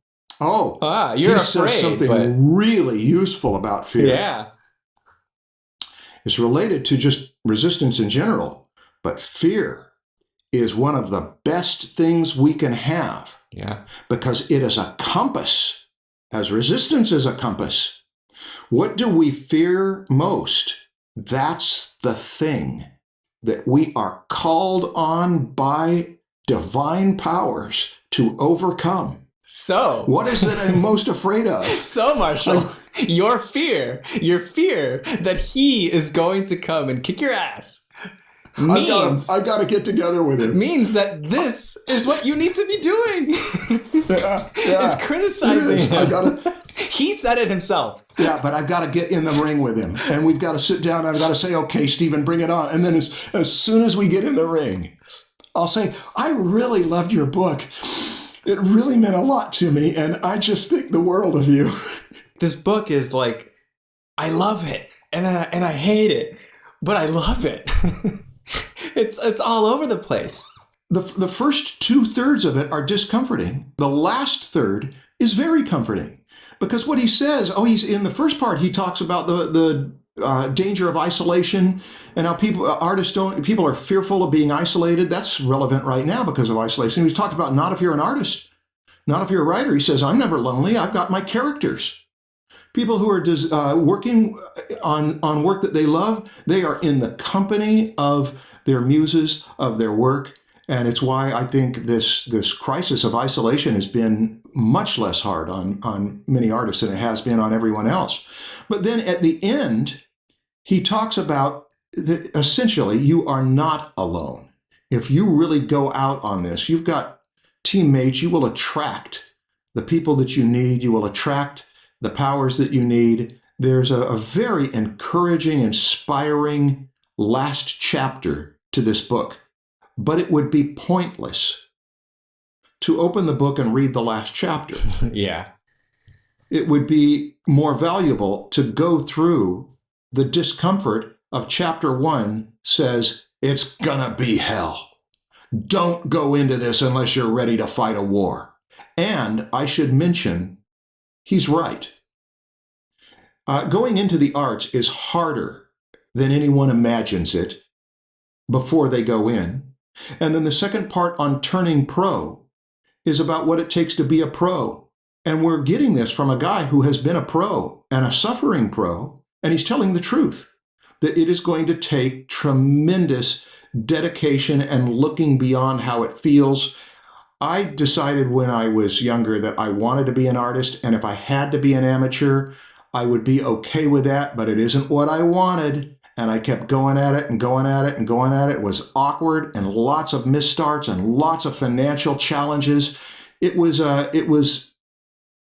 something that if the Coen brothers said this about becoming filmmakers, that if they knew how difficult it was going to be, before they started, they might not have ever done it. But they didn't know. They went in and they loved it and they did it and they did it and they got some rewards and they got some challenges and they got some awards and they did it. So the first 2 chapters are a reality check as much as anything else. And the last chapter, it says, if you're in and you're going to do it, here are the good things about it. And that's why I would say, take the dose of the pain of the first 2 chapters seriously. Yeah. And then the last chapter, make what you will of it, religious or not. Well, can you summarize that last chapter? The best I can do spontaneously of summarizing the last chapter is that the success of the work is not up to you. Doing the work is up to you. And if you are doing the work faithfully, then you leave the results of how much money you make, how much you will be remembered, how great your work is or how alive your work is. He makes a distinction between that. We should not try to do great work. We should try to do work that comes alive, like giving birth. We do those things, and then we leave the other parts of it up to powers that are beyond our control and that are not our responsibility. Oh, I find that very comforting and inspiring, and it makes me want to do the work, knowing that I will have some surprises, that things won't work as well as I thought. It's not a disaster. And things will work better than I thought. And I'll be able to look at it and say, wow, I got to be a part of that. I really liked that feeling that came from him pointing in that direction at the end. Now, there was one part of this book that we didn't really discuss too much about, and that was the specific things, the specific advice he gives on battling resistance. Give us some examples. Well, first of all, becoming a professional, that is adopting that mentality is the main part of it, I think. Which includes blocking off time, right? Just like if you're a full-time employee or whatever, you have a full-time job, there's a specific time you're going to go into work. No ifs or buts. This is your schedule, or you're fired. Yeah. Same thing here. You block off time. Hard times. Yes. Yeah. Specific calendar times. Yeah. Yes. And you just show up and you start working. Once you start, he talks about how there's these muses, these things that just start happening that reward us and keep us going. Right? Like as soon as you start working, it becomes so easy to continue. We're built to, like, these natural things just start happening from the way we're built that make the work itself enjoyable and kind of like things just flow through us at that point, right? Like we're not doing it anymore. You ever heard the saying among filmmakers? What's that? That 70% of it is just showing up? Yeah. Is it 70 though? Or is it more than that?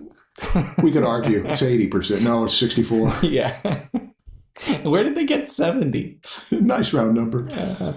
He also talks about continuing to show up.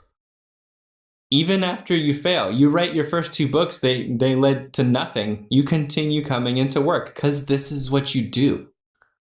And then eventually it could happen. Your 5th book might end up doing really well. Yeah. You just keep showing up and keep doing the work. Along with that, the opposite of enthusiasm, negative enthusiasm that sabotages, was patience. Professionals are patient. Mm-hmm. Professionals are in it for the long haul. Yeah. It's something I've complimented you on more than once, and you do serve as an icon for me, that you have a long-term plan, and you just keep going at it without a lot of desperation, and it gets there. Eventually you arrive. Another one was humiliation. Remind me. If someone makes you feel bad, criticizes you in a way, or humiliates you, you don't take it personally. You're a professional. This isn't personal. The example he gave is when he was in a meeting with someone. I don't remember who the person was. But this person was not present. He had a Bluetooth headset on, and he kept taking calls during the meeting. Didn't even have to reach over and press, pick up the phone. He would just accept the call and start talking during this meeting. And then eventually one of the calls was personal. And so he said, "Could you please give me a minute?" And then so he left the room, and then 20 minutes later, the guy walks out and he's like, "Oh, I'm so sorry. I forgot about you." And so it's like things like this, you could take it personally. You could say, well, I'm not working with that person ever again. And you could just, you could make bad career decisions for yourself because you took something like that personally, where maybe, who knows what happened during that personal call. Right. Maybe it's totally fine that that person forgot about you. I mean, probably not, but just don't take it personally. It's not like you're this person's family member and they owe you some attention.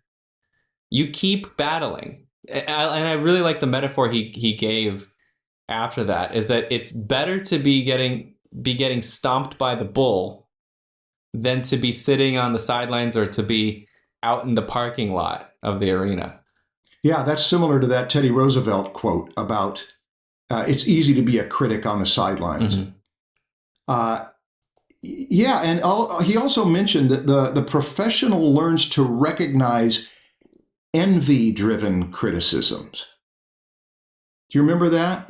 Briefly, but I didn't get anything from it. Envy-driven criticisms are where someone criticizes you because they can't do it as well, and so they see how you do it wrong. And he says that the professional learns to recognize envy-driven criticism and to take it for what it is, the supreme compliment.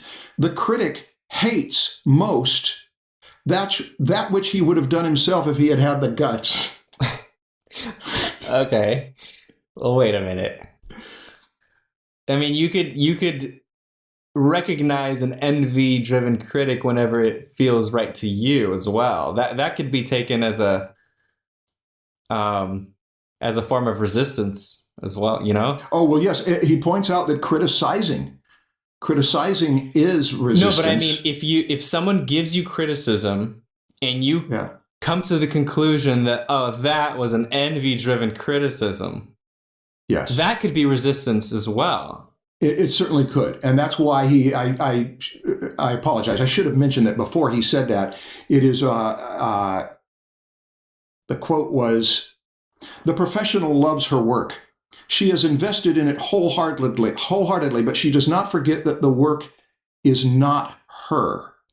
Her artistic self contains many works and many performances. The professional gives an ear to criticism, seeking to learn and grow." And then the flip side is that the professional learns to recognize envy-driven criticism, which is the supreme compliment. Mm-hmm. The critic hates most that which he would have done himself if he had had the guts. It is so easy to criticize. Yeah. It is so hard to do something and it doesn't work and you keep doing it until it works. But there's also something heroic in it. Sheroic. Admirable. That's great. I mean, the word heroic doesn't come from he. But the fact that you have to add a feminine version of it, that's great. I know, but I'm trying to learn how to get past a lot of non-inclusive language. Is the word heroic masculine because of... I don't know. Anyone know and want to help us out on this? That would be really weird if it actually was from a masculine root. Hey, there was one funny thing in there about technique and using technique to show off. Do you know what I'm talking about? But there's one I want to. Oh, here it is. A professional does not show off. A professional's work has style. It is distinctly his own, but he doesn't let his signature grandstand for him. His style serves the material. He does not impose it as a means of drawing attention to himself. This doesn't mean that the professional doesn't throw down a 360 tomahawk jam from time to time just to let the boys know he's still in business. Yeah, I love that. That was a good one. That's a male dominance display. It's just I just want everybody to know I'm really, really good at this. Yeah, as I look through my notes, the more I think about it, the more I think there's a lot in this book that is this is a recommend. This is a high recommend. Mm-hmm. I want to end this with a quote. It's a feel-good one, and it's funny. You're going to have to find it because you have the book. Okay. It's the part in the book where he talks about writing the end in one of the books that he wrote. The part previous, so a paragraph beforehand. When he talked about how he had tuned out of the culture for so long to get his stuff written, and he said, I had missed Watergate completely. I wrote, yay, I missed at least 2 American wars so that I could learn perspective and so that I could learn Photoshop and a number of other things. So I felt like, okay, that's part of what one must do. He said, I was determined to keep working. I had failed so many times and caused myself and people I loved so much pain thereby that I felt if I crapped out this time, I would have to hang myself. I didn't know what resistance was then. No one had schooled me in the concept. I felt it, though, big time. I experienced it as a compulsion to self-destruct. I could not finish what I started. The closer I got, the more different ways I'd find to screw it up. I worked for 26 months straight, taking only 2 out for a stint of migrant labor in Washington State, and finally one day I got to the last page and typed out, all caps, "The end." I never did find a buyer for the book, or the next one either. It was 10 years before I got the first check for something I had written, and 10 more before a novel, The Legend of Bagger Vance, was actually published. But that moment when I first hit the keys to spell out the end was epochal. Epochal. Do you know how to pronounce it? Epochal. I remember rolling the last page out and adding it to the stack that was the finished manuscript. Nobody knew I was done.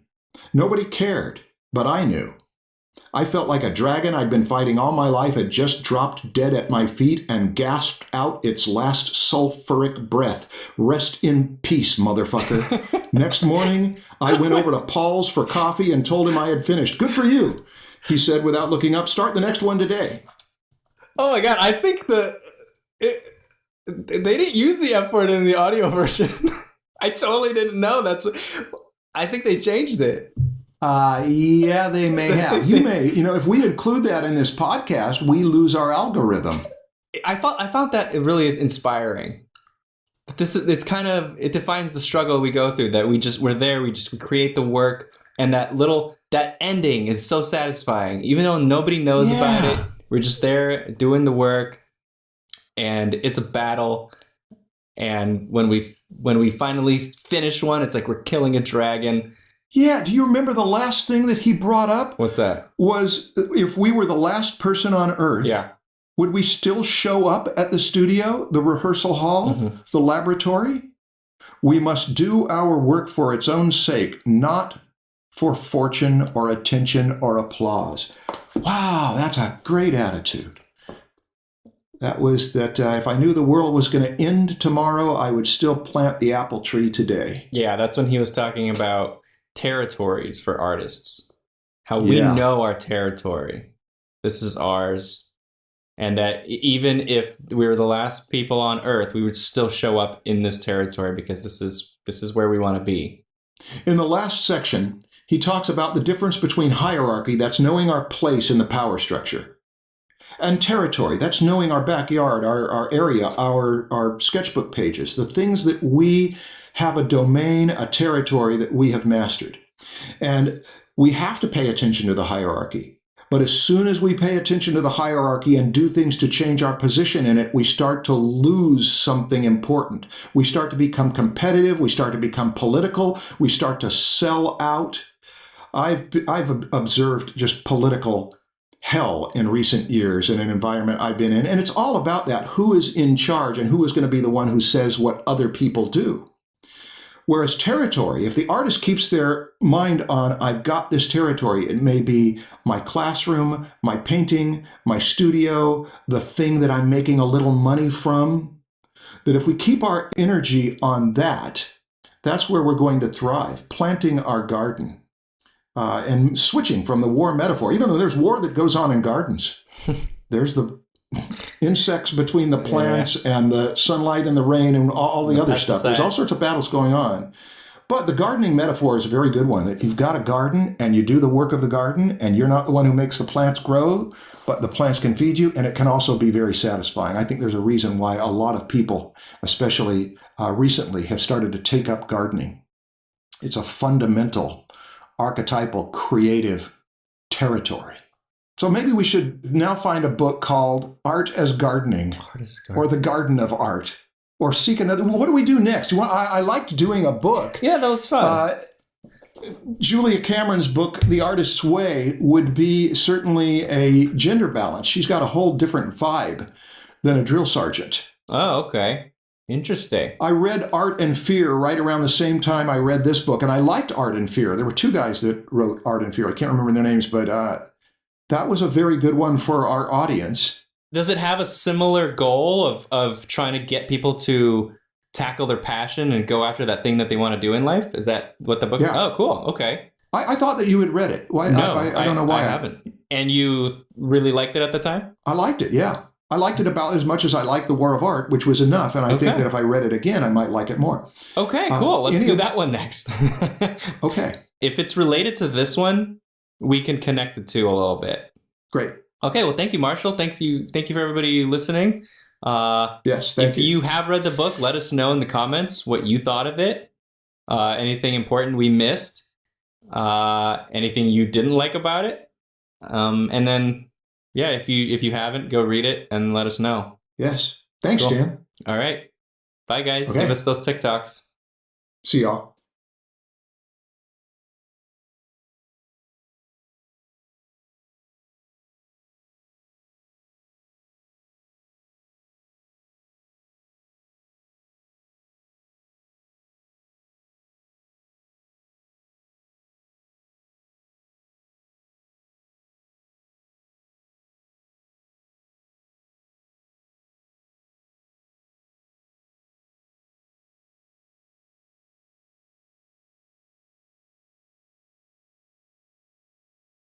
It would slowly just kind of creep into my thinking. Yeah. I also watched that whole thing while I was awake as well. And then the second time I watched it, I would put it on at night. So you're doing damage control here for having said that you fell asleep to Morgan's demos. No, damage control. No, I don't think that's wrong at all. Okay, I was just testing you. Just testing you. No, I'm glad I did. I think it was very valuable. I watched the whole thing while I was fully awake and conscious. Mm-hmm. And then I liked it so much that I would just constantly put it back on when I was falling asleep. Absorbing it. Yeah. Where was I going with this? Oh, the process. Yeah. That helped me figure out how he thought about color as well, because you know how I did that black and white study I talked about with my brother and I, where I applied Morgan Weissing's colors to a black and white photograph. Watching him do it, mix his colors, which ones did he dip into when he was mixing that transition between the lights and the darks, the halftones? Like, how did he mix that colors? And so I could actually just take his palette, take the exact palette he used and apply it to that painting and try to and mix them in the same way. So having that video was extremely valuable to me in order to study that, because I had his process. I also used the exact canvas that he used.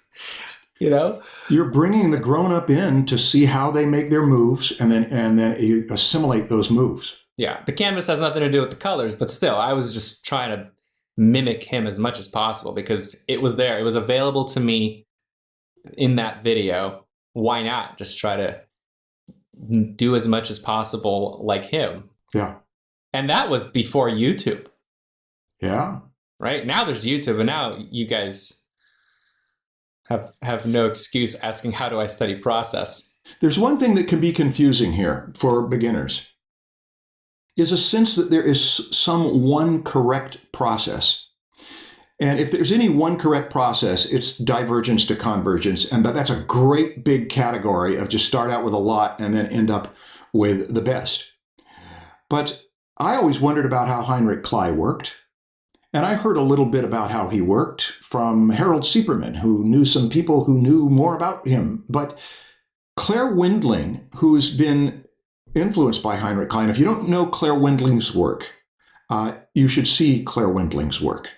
She became very well known about the time Frazetta was no longer working and died. And she had a style that showed influences of a number of great old French masters, including people like Delacroix.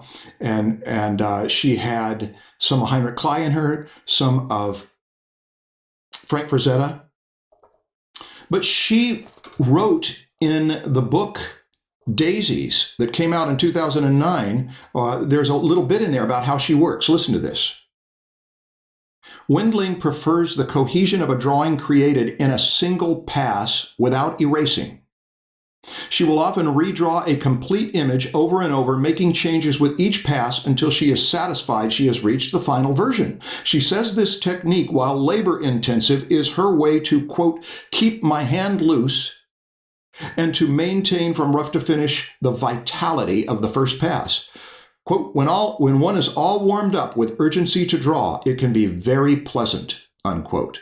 She is most satisfied with drawings that aren't too clean, and feels that when the drawings are too stiff, it is hard not to be stiff with myself. Now, if anybody takes that to mean that you should not erase when you do a drawing, that isn't what it means. It means that she found that she likes one style, one way of working better than another way of working. And for every one of us, it is different. And so every one of us needs to invest time into experimenting with techniques and looking at what different masters do. And when you find masters that excite you for their surface, for their technique, I think it was Teresa who talked about the difference between working from reproductions and seeing originals. She asked, what do you recommend for people who live in areas where there's limited access to masters' work?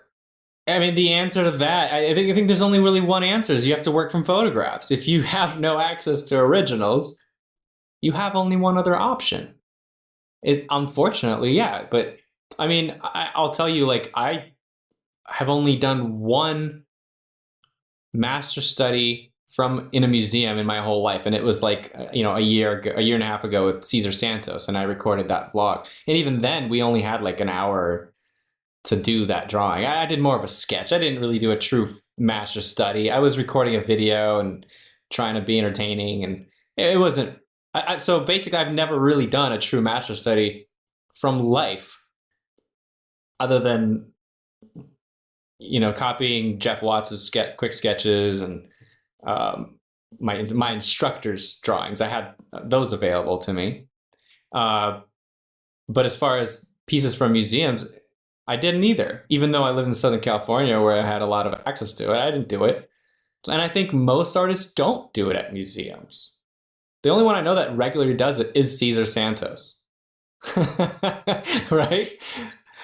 And I mean, damn, he's good, right? Maybe it shows, maybe we should do more from museums, but still, you can get really good by doing master studies from photographs. It's not it's not such a big disadvantage that it's going to prevent you from getting good. Whoever becomes the very best at their craft in the next 10 or 15 years could be a person who never worked from originals. Exactly, yeah. And there are a number of people who are going to work from originals, and they're not going to get anywhere at that level. So, but I'll tell you, with some things it makes less difference. With some things it's not even important. A lot of pen and ink stuff, you can learn everything you need from reproductions. But when you do see original pen and inks, we got to see original Winsor McKay's and original George Harriman's and original, you can see how the pen digs into the paper, and there is something kind of exciting about that. But that's more emotional than it is really informative. You get excited when you see originals. However, when I was an illustration student, we went up to the Illustrators West show in Los Angeles to look at all of these original paintings back in the 70s, late 70s. And we were so blown away by the textures of acrylic paints and watercolors and colored pencil over the top of them, little brush strokes over things. I remember being drunk on it and feeling like I want to go in there every day and examine these surfaces. So again, that was, as much as anything else, it was emotionally exciting, but ultimately, you're going to create your own works on your own paper or your own canvas. And one of the great secrets of technique is to romance it, to enjoy it, to place those marks on there in ways that you like how they go down, the same way a guitarist learns to do licks that they may have picked up from Jimi Hendrix or B.B. King, but they find a way to do their own licks that come from them. Ultimately, the originals that you're studying are your own, to make them all you can make them. Well, we've been all over the place, and we're an hour into this, and we haven't even gotten past process and technique. I only have a few responses I want to read to answer. Should we just move on to one of those? Yeah, let's just move on. This comes from Romana Vysanska. In the Czech Republic. She asks, who are the masters to study? What artwork deserves to be called a masterpiece? What is included in studying masters? Is it their learning paths? Anyway, yeah, we already talked about that.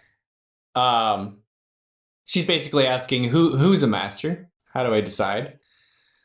And you said something in the previous episode that I think is pretty much the answer to this, is that, and it was related to teachers. If someone is only one chapter ahead of you, is that what you said? Yeah. In some book that they're teaching, it's still worth studying from them, because they can, if they explain that next chapter to you very well. Yeah. Because they'll help you get through that next chapter. So a master study doesn't have to be of someone who is considered like one of the ultimate great masters of the art world.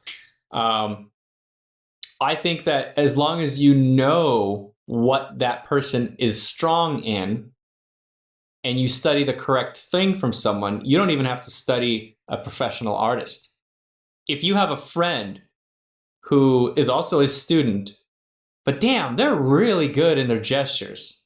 The gesture studies they've been doing are just way better than yours for some reason. You can study them. You could look at theirs and see, why are theirs better than yours? Yeah. And it's like, yeah, you're not technically studying like a master, but you're learning from someone who has something you can learn from. Yeah.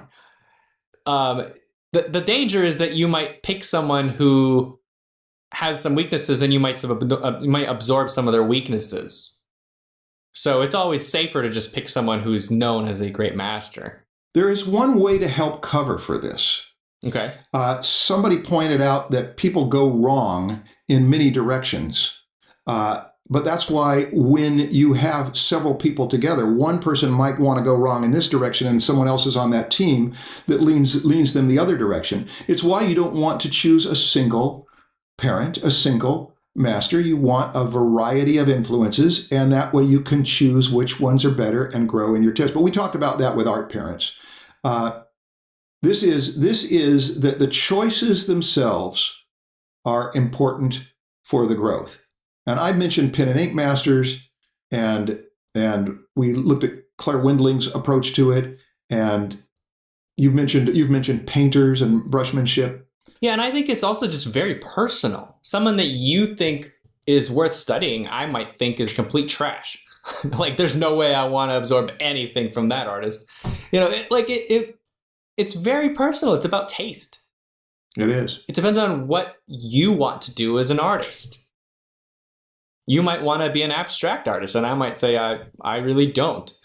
So I don't want to study give me some abstract. I don't want to study Picasso. Yeah, I know a lot of people who don't like Picasso. No, I appreciate his work, but I don't want to do any master studies of his stuff.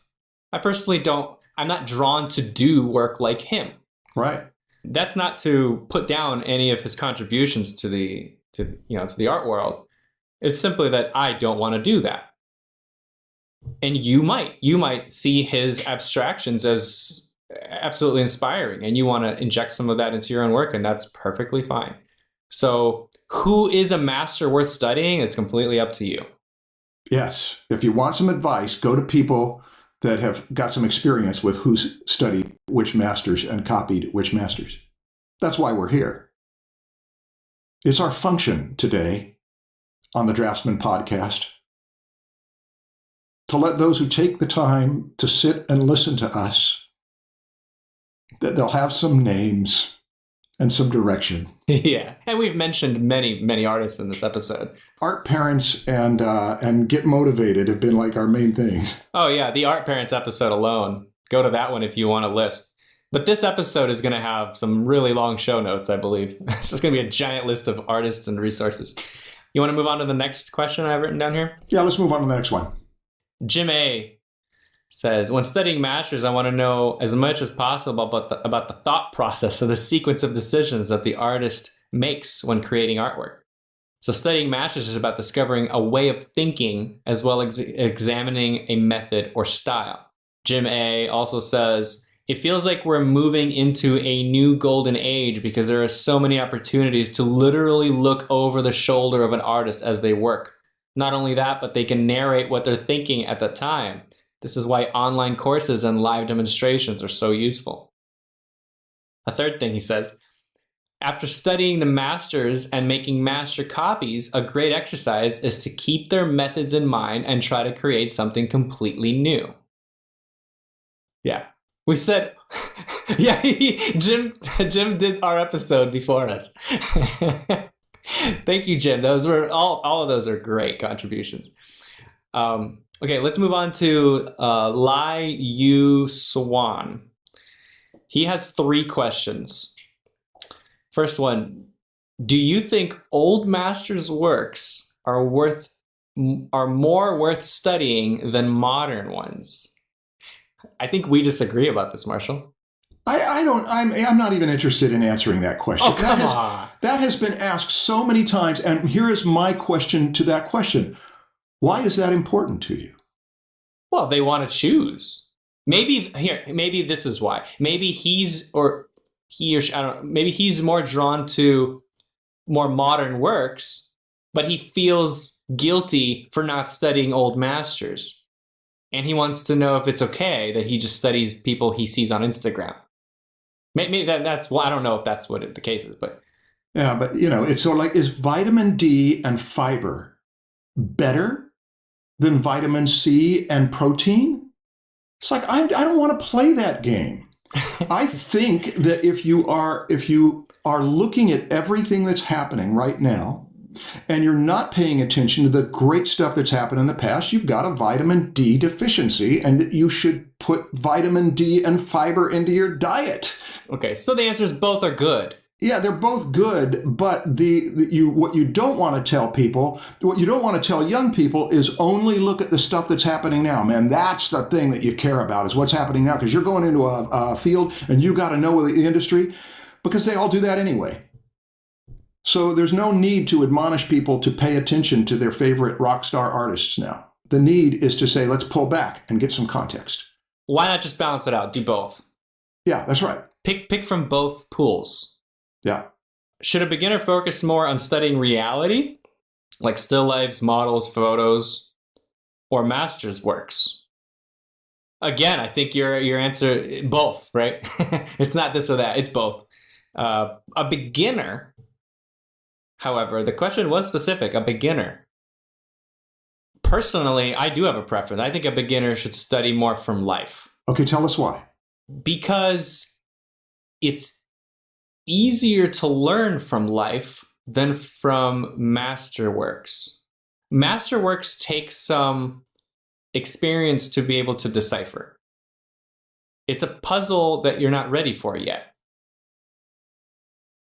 At least maybe not all. Maybe some masterworks are very simple and you could figure them out right away. But a lot of times, like, what you're going to be studying from masters are things like composition or brushmanship or color. It's like, if you're a beginner, that's not what you're studying. If you're a beginner, you need to figure out proportions and how to use your pencil. Just train your eye to see things correctly. Learn how light on form works, figure out the concepts of perspective. You're not going to be able to learn perspective from masterworks if you haven't studied some theories first. Yeah. And gone out and just like observed the world and just done some sketches on your own. That's why I think it's easier to learn fundamental principles from life than from master studies. But that maybe, I don't know. Am I wrong? I think the opposite of that. Really? Okay. If you want to learn composition, go to... Well, but you're not a beginner. Why are you learning composition? But no, I'm saying you're a beginner. If you want to learn composition, go to the stream and look at how the water moves through the rocks. Light a match and watch how the match gets bigger and smaller. Yeah, so that's life. Notice that the sun and the moon and the stars are of different ratios. How do I affect my drawing that way? If you're going to nature, it's very hard for a lot of people to say, I look at the stars and I come up with pictures of children playing. But if you are studying masterpieces of children playing, you start to get more concrete ideas that are more tangible. Okay, can you now apply that to something that a beginner would actually be studying? Yeah. My simple brain can't connect the dots. Because you're talking about composition, which I feel like is a more advanced topic. Look around in life and see how many X, Y, and Z lines there are. You're going to learn draftsmanship. It's all about X, Y, and Z. It's all about height, width, and depth. And those axes in space. Look around and see how many there are. And you might see it, but boy, that doesn't help you much to do a drawing. Until you've looked at some drawings where you see, oh, okay, they're carrying through those lines. They're actually imagining those are going back to vanishing points. And when they tip this way, they don't go down to the horizon line. And you are seeing work where the problem has been solved enough to clarify what the problem is. Whereas life is so complex. Storytellers, storytelling teachers, go to life, go to life, go to life. Look at your parents, look at your family and all that. That's really valuable. It might be some of the most valuable stuff there is to go to your life for your stories. But until you've had somebody give you an example of a well-crafted story that pays off at the end, you might put in way too much detail about life. Or you might make it a confusing story until you've got an example of someone who's crafted it down to simplicity. Say, I get it. That makes that a strong story. And I'm not for one or the other. But I do think that telling people to study composition, for example, from studying nature, confuses more students than it clarifies. But if you say, look how you divide up the space with that kind of thing, at least they've got something to grip. Now, you bring up a good point that certain masters' works, or not even masters, just any instructor's demonstration could even, it simplifies the concept down so that you could see those X, Y, and Z lines more clearly than if you look at nature. Yes. So that makes sense. So I think that if you do, as a beginner, study masters, you have to pick wisely. There's some masters you can pick that you're just not ready for. In fact, I think most of them you're probably not ready for as a beginner. And so when you are studying perspective and you want to know which artist to study for perspective, I think it's going to be hard for an artist to go out and do that on their own. They're going to need to ask someone, hey, I'm trying to figure out perspective. Who should I look at? And I think most of the time, it's not going to, the best artwork to look at isn't going to be finished drawings or paintings. It's going to be instructor drawings and painting. If you're trying to study structure, you're not going to look at a painting at a museum. You're going to look at Bridgman's drawings. Oh, yeah.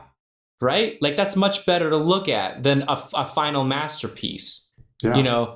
That's not drawing from life. That's drawing from masters. But they're masters that have simplified their drawings down to teach us specific concepts. And those are the ones that the beginners should focus on, in my opinion. Well, if a person tries to study light from what's around them, light is coming from so many directions that all they're going to be is confused. I was confused. Yeah. I don't know what that's going on.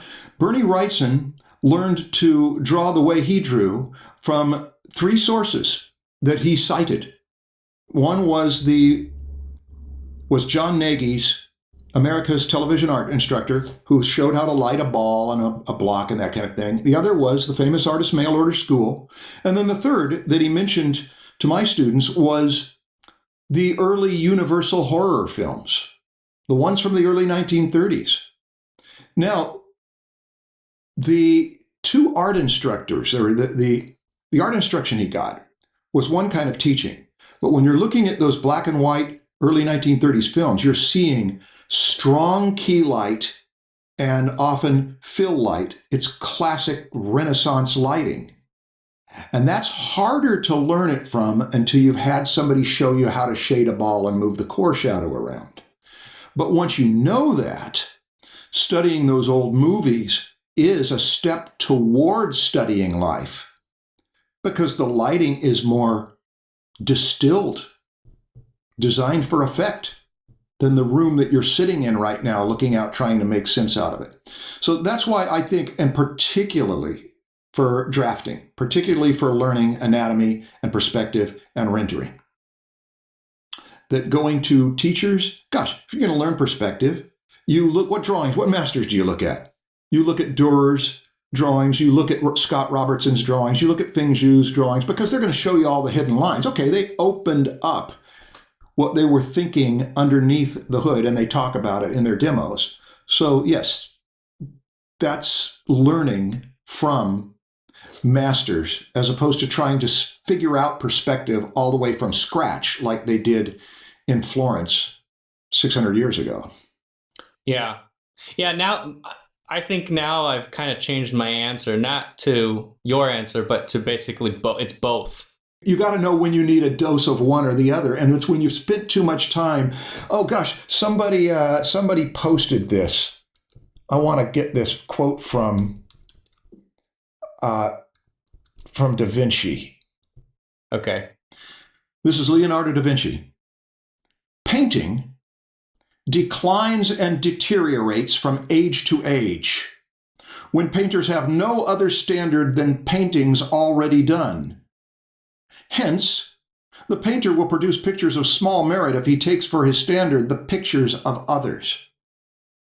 That's the argument against masters.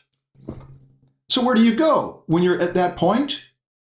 That's when you go to nature. That's when you go to the bigger design behind the smaller artists. Because you've exhausted what the artists are going to do. Where do you go for inspiration? Now you're going to go to fire. Now you're going to go to water. Now you're going to go to weather. Now you're going to go to the elements. Now you're going to go to things that are bigger than any particular picture maker. Yeah, I don't know if that applies to beginners, though, right? No, I don't think it does. I think it's too hard for beginners. Yeah, it's very difficult to do that. Yeah, that's why my opinion goes that way. Looking back at, for example, how I studied animation, I see that I actually did both. I was studying from masters and from life because, for example, even just a very simple thing like a bouncing ball, right? The thing that everyone starts with. When I was doing my game of pool animation, which is just a bunch of billiard balls bouncing around, fighting each other, I studied frame by frame camera movement or captures of actual bouncing balls and other squash and stretch footage of various things, water balloons. But I also went to Pixar shorts and I studied those frame by frame. Yeah. Because they exaggerated it. They added style to reality. And so it doesn't just, you're not just studying physics and how gravity works and how a ball falls and bounces off the ground, but also how you can interpret that as an artist and push it in ways that look more dynamic when seen in a cartoon, and how you can take those principles and apply them to a living creature like a bird. Have you ever seen For the Birds? It's a Pixar short. Yeah. Mm-hmm. Oh my God, I studied that short so much. Oh, the sense of elasticity and weight and emotion too. Exactly. Those birds are just little balls. There's no gesture like the way we think of gesture in a human body, where there's like motion, rhythm going through the curvature of the spine as it continues into the quads and into the back of the calf. Like, you don't have that in these bird balls. They're just a big sphere, but they have so much. They're so dynamic and there's so much emotion in them. How did they do that? And so that's what I studied frame by frame. How do they deform these birds in order to give off that feeling? And so, yeah, the combination of those two, I think, was extremely useful for studying something as like a bouncing ball. And then I went and I applied that to my game of pool. I was very new at it still, so I didn't do it well. Yeah, but you were learning. This brings up another thing of micro and macro. Yeah. Macro means that you're bringing the camera up and seeing the whole landscape. The most macro thing you want to do is to see your life in the context of history. And then you'll see your career, you're trying to get your skills, you'll hope to get work You hope to keep your career. You hope to grow it, those kind of things. That's a great big view of your life. And then at some point you say, I had my pen and ink stage, my watercolor stage, my oil painting stage. I moved to digital. Then I went back to doing work just for myself. You're starting to break it down. Eventually you get down to the smallest thing. The most micro thing is your technique, how you're going to put the individual strokes or the brush marks onto the paper. That's what we started with. Then we went to drafting, which is a bit bigger. This is that I know form and I know how to create out of imagination. I know how to interpret planes and those kind of things. That's a bit bigger. The biggest things of these are composition and storytelling. Because composition is where we're getting up over the whole piece and saying, does the whole piece hold together? That is why Kimon Nicolaides has recommendations for how to study for masters. And specifically, in that exercise, it is to study their compositions. He treats composition as if it's gesture. He wants you to go into that and move around it where your eye follows paths, to sensitize oneself to the abstract pattern of the picture. That's why thumbnails, comp studies, making them small, the smaller they are, the bigger problems you're solving. Composition is a macro study. Now, I want to say something about it here, because Jim talked about how he wished he could get inside the thought process of, say, a great composer. You know what happens when you get inside the thought process of a great composer? I've done it a number of times by being around people who compose marvelously and interviewing them formally while they're working. And stopping them regularly saying, what were you thinking there? Why did you just choose to do that? Why did you erase that? Why did you decide to pull it out there further? That sounds so annoying.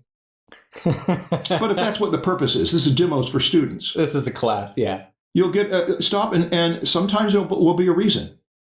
Because this over here was causing so much attention that I needed this to help balance it out. That there is a thought process going on.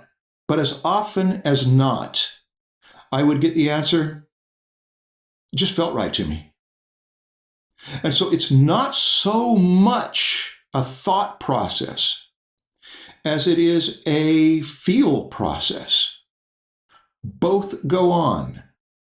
There is analysis as one makes decisions, but it is out of instinct that great compositional choices are made, which is why when we talked about harmonic armatures and why I think they're overrated, is that who's going to do a great work of art because they connected with the harmonic armature? A person is more likely to do a great work of art because they went with their gut, and their gut was right under that instance, which means a great way to practice composition is through improvisation.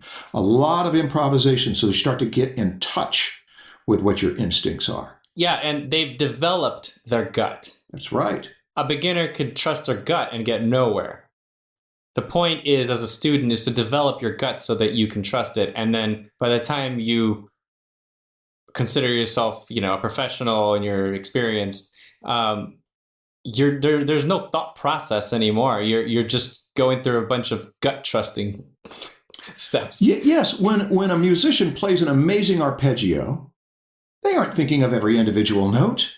And by that time, they aren't even really thinking. Yeah, you could just be thinking about something else and just draw, and it'll come out really good. Yeah. Jeff Watts could be talking about something completely unrelated to drawing, and that's where his brain is. But at the same time, he's drawing, and it's just as good as if he's completely focused on the drawing. He's gotten that good at just drawing while talking about a completely irrelevant topic. So that's where it's like when your gut is developed, your intuition just kind of guides your hand and you're not thinking about it. Yeah, and that's going to bring us to our last discipline, I think, which is that when the technique is all absorbed, the drafting is all absorbed, and even the compositional sensibilities are all absorbed, what is that the artist is going to be thinking about? Maybe what's going on in that picture. Maybe what that person is doing, how they're responding and reacting, and we call that storytelling. Building a scene, making something happen that we get engaged with it. Now, that's macro too. That's when you describe the Pixar short of the birds.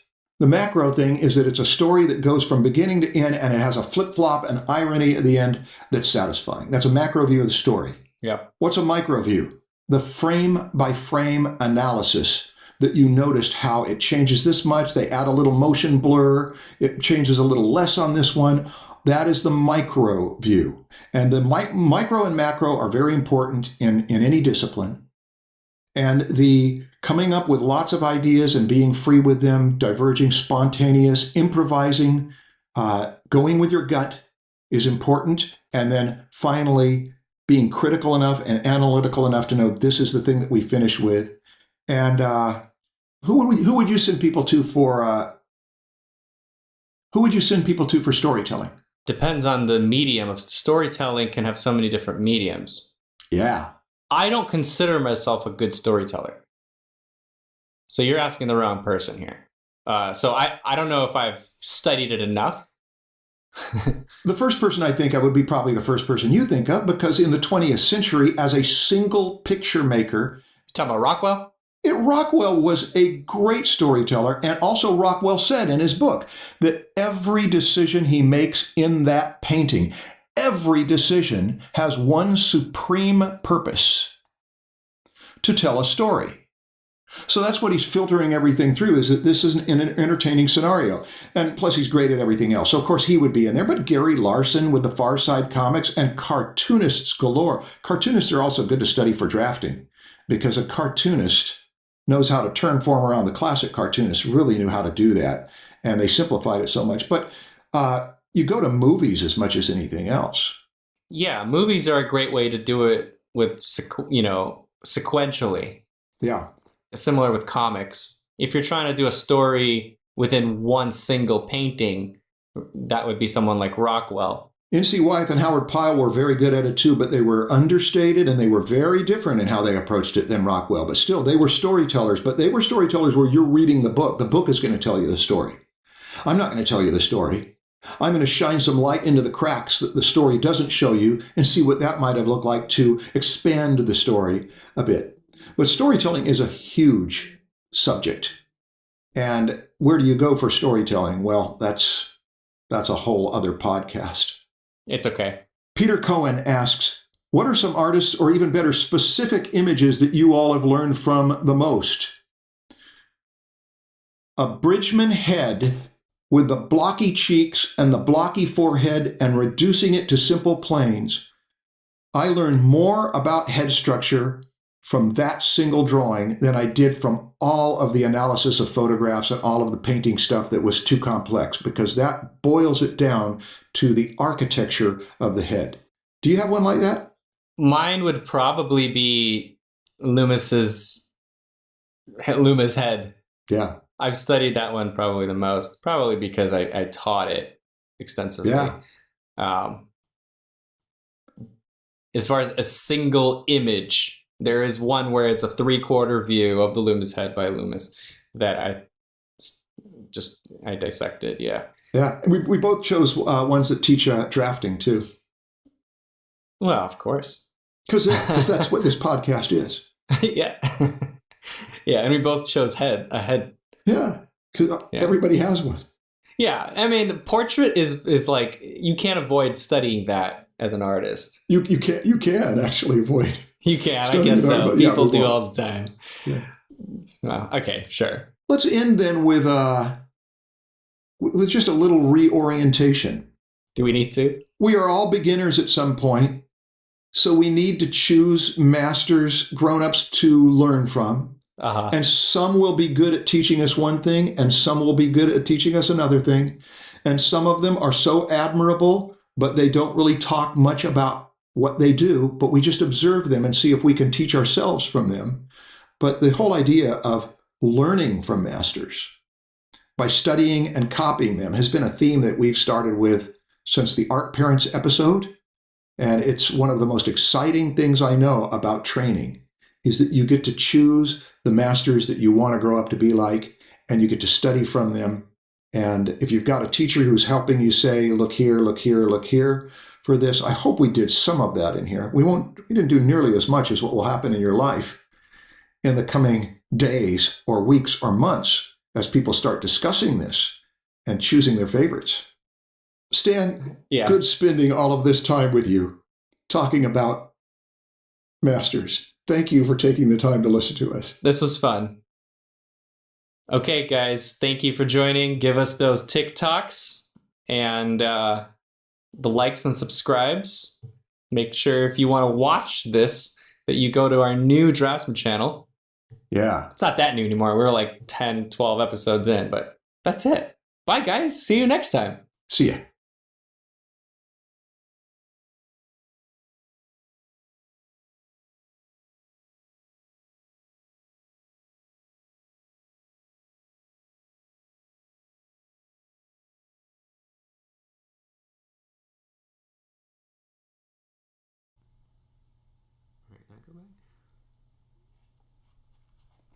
Dang, that one time it showed the connection, but now this actually shows. No, that's just the recording stuff.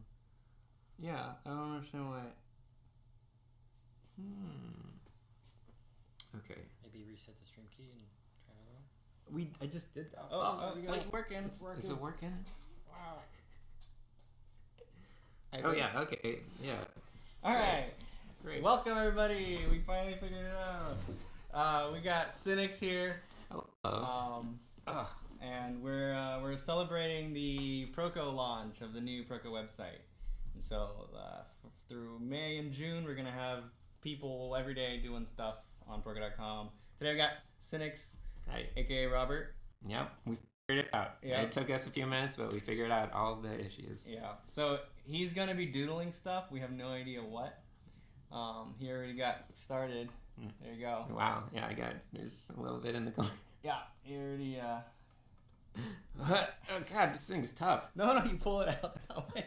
You've never used this Cintiq. I've never used this Cintiq. Okay. It's fine. So he's gonna be answering questions while doodling. So if you guys want to ask questions, the link right there. I'll make sure. Whoa. Right. No there. errors. That's the link. Proco.com/501. And yeah. Oh, there we are. We're in the corner now. There. Perfect. There we are. Okay. Point down again. It didn't show up on your.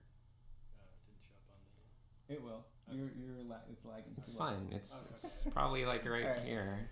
But anyway, we got a lot of questions already. Are you ready?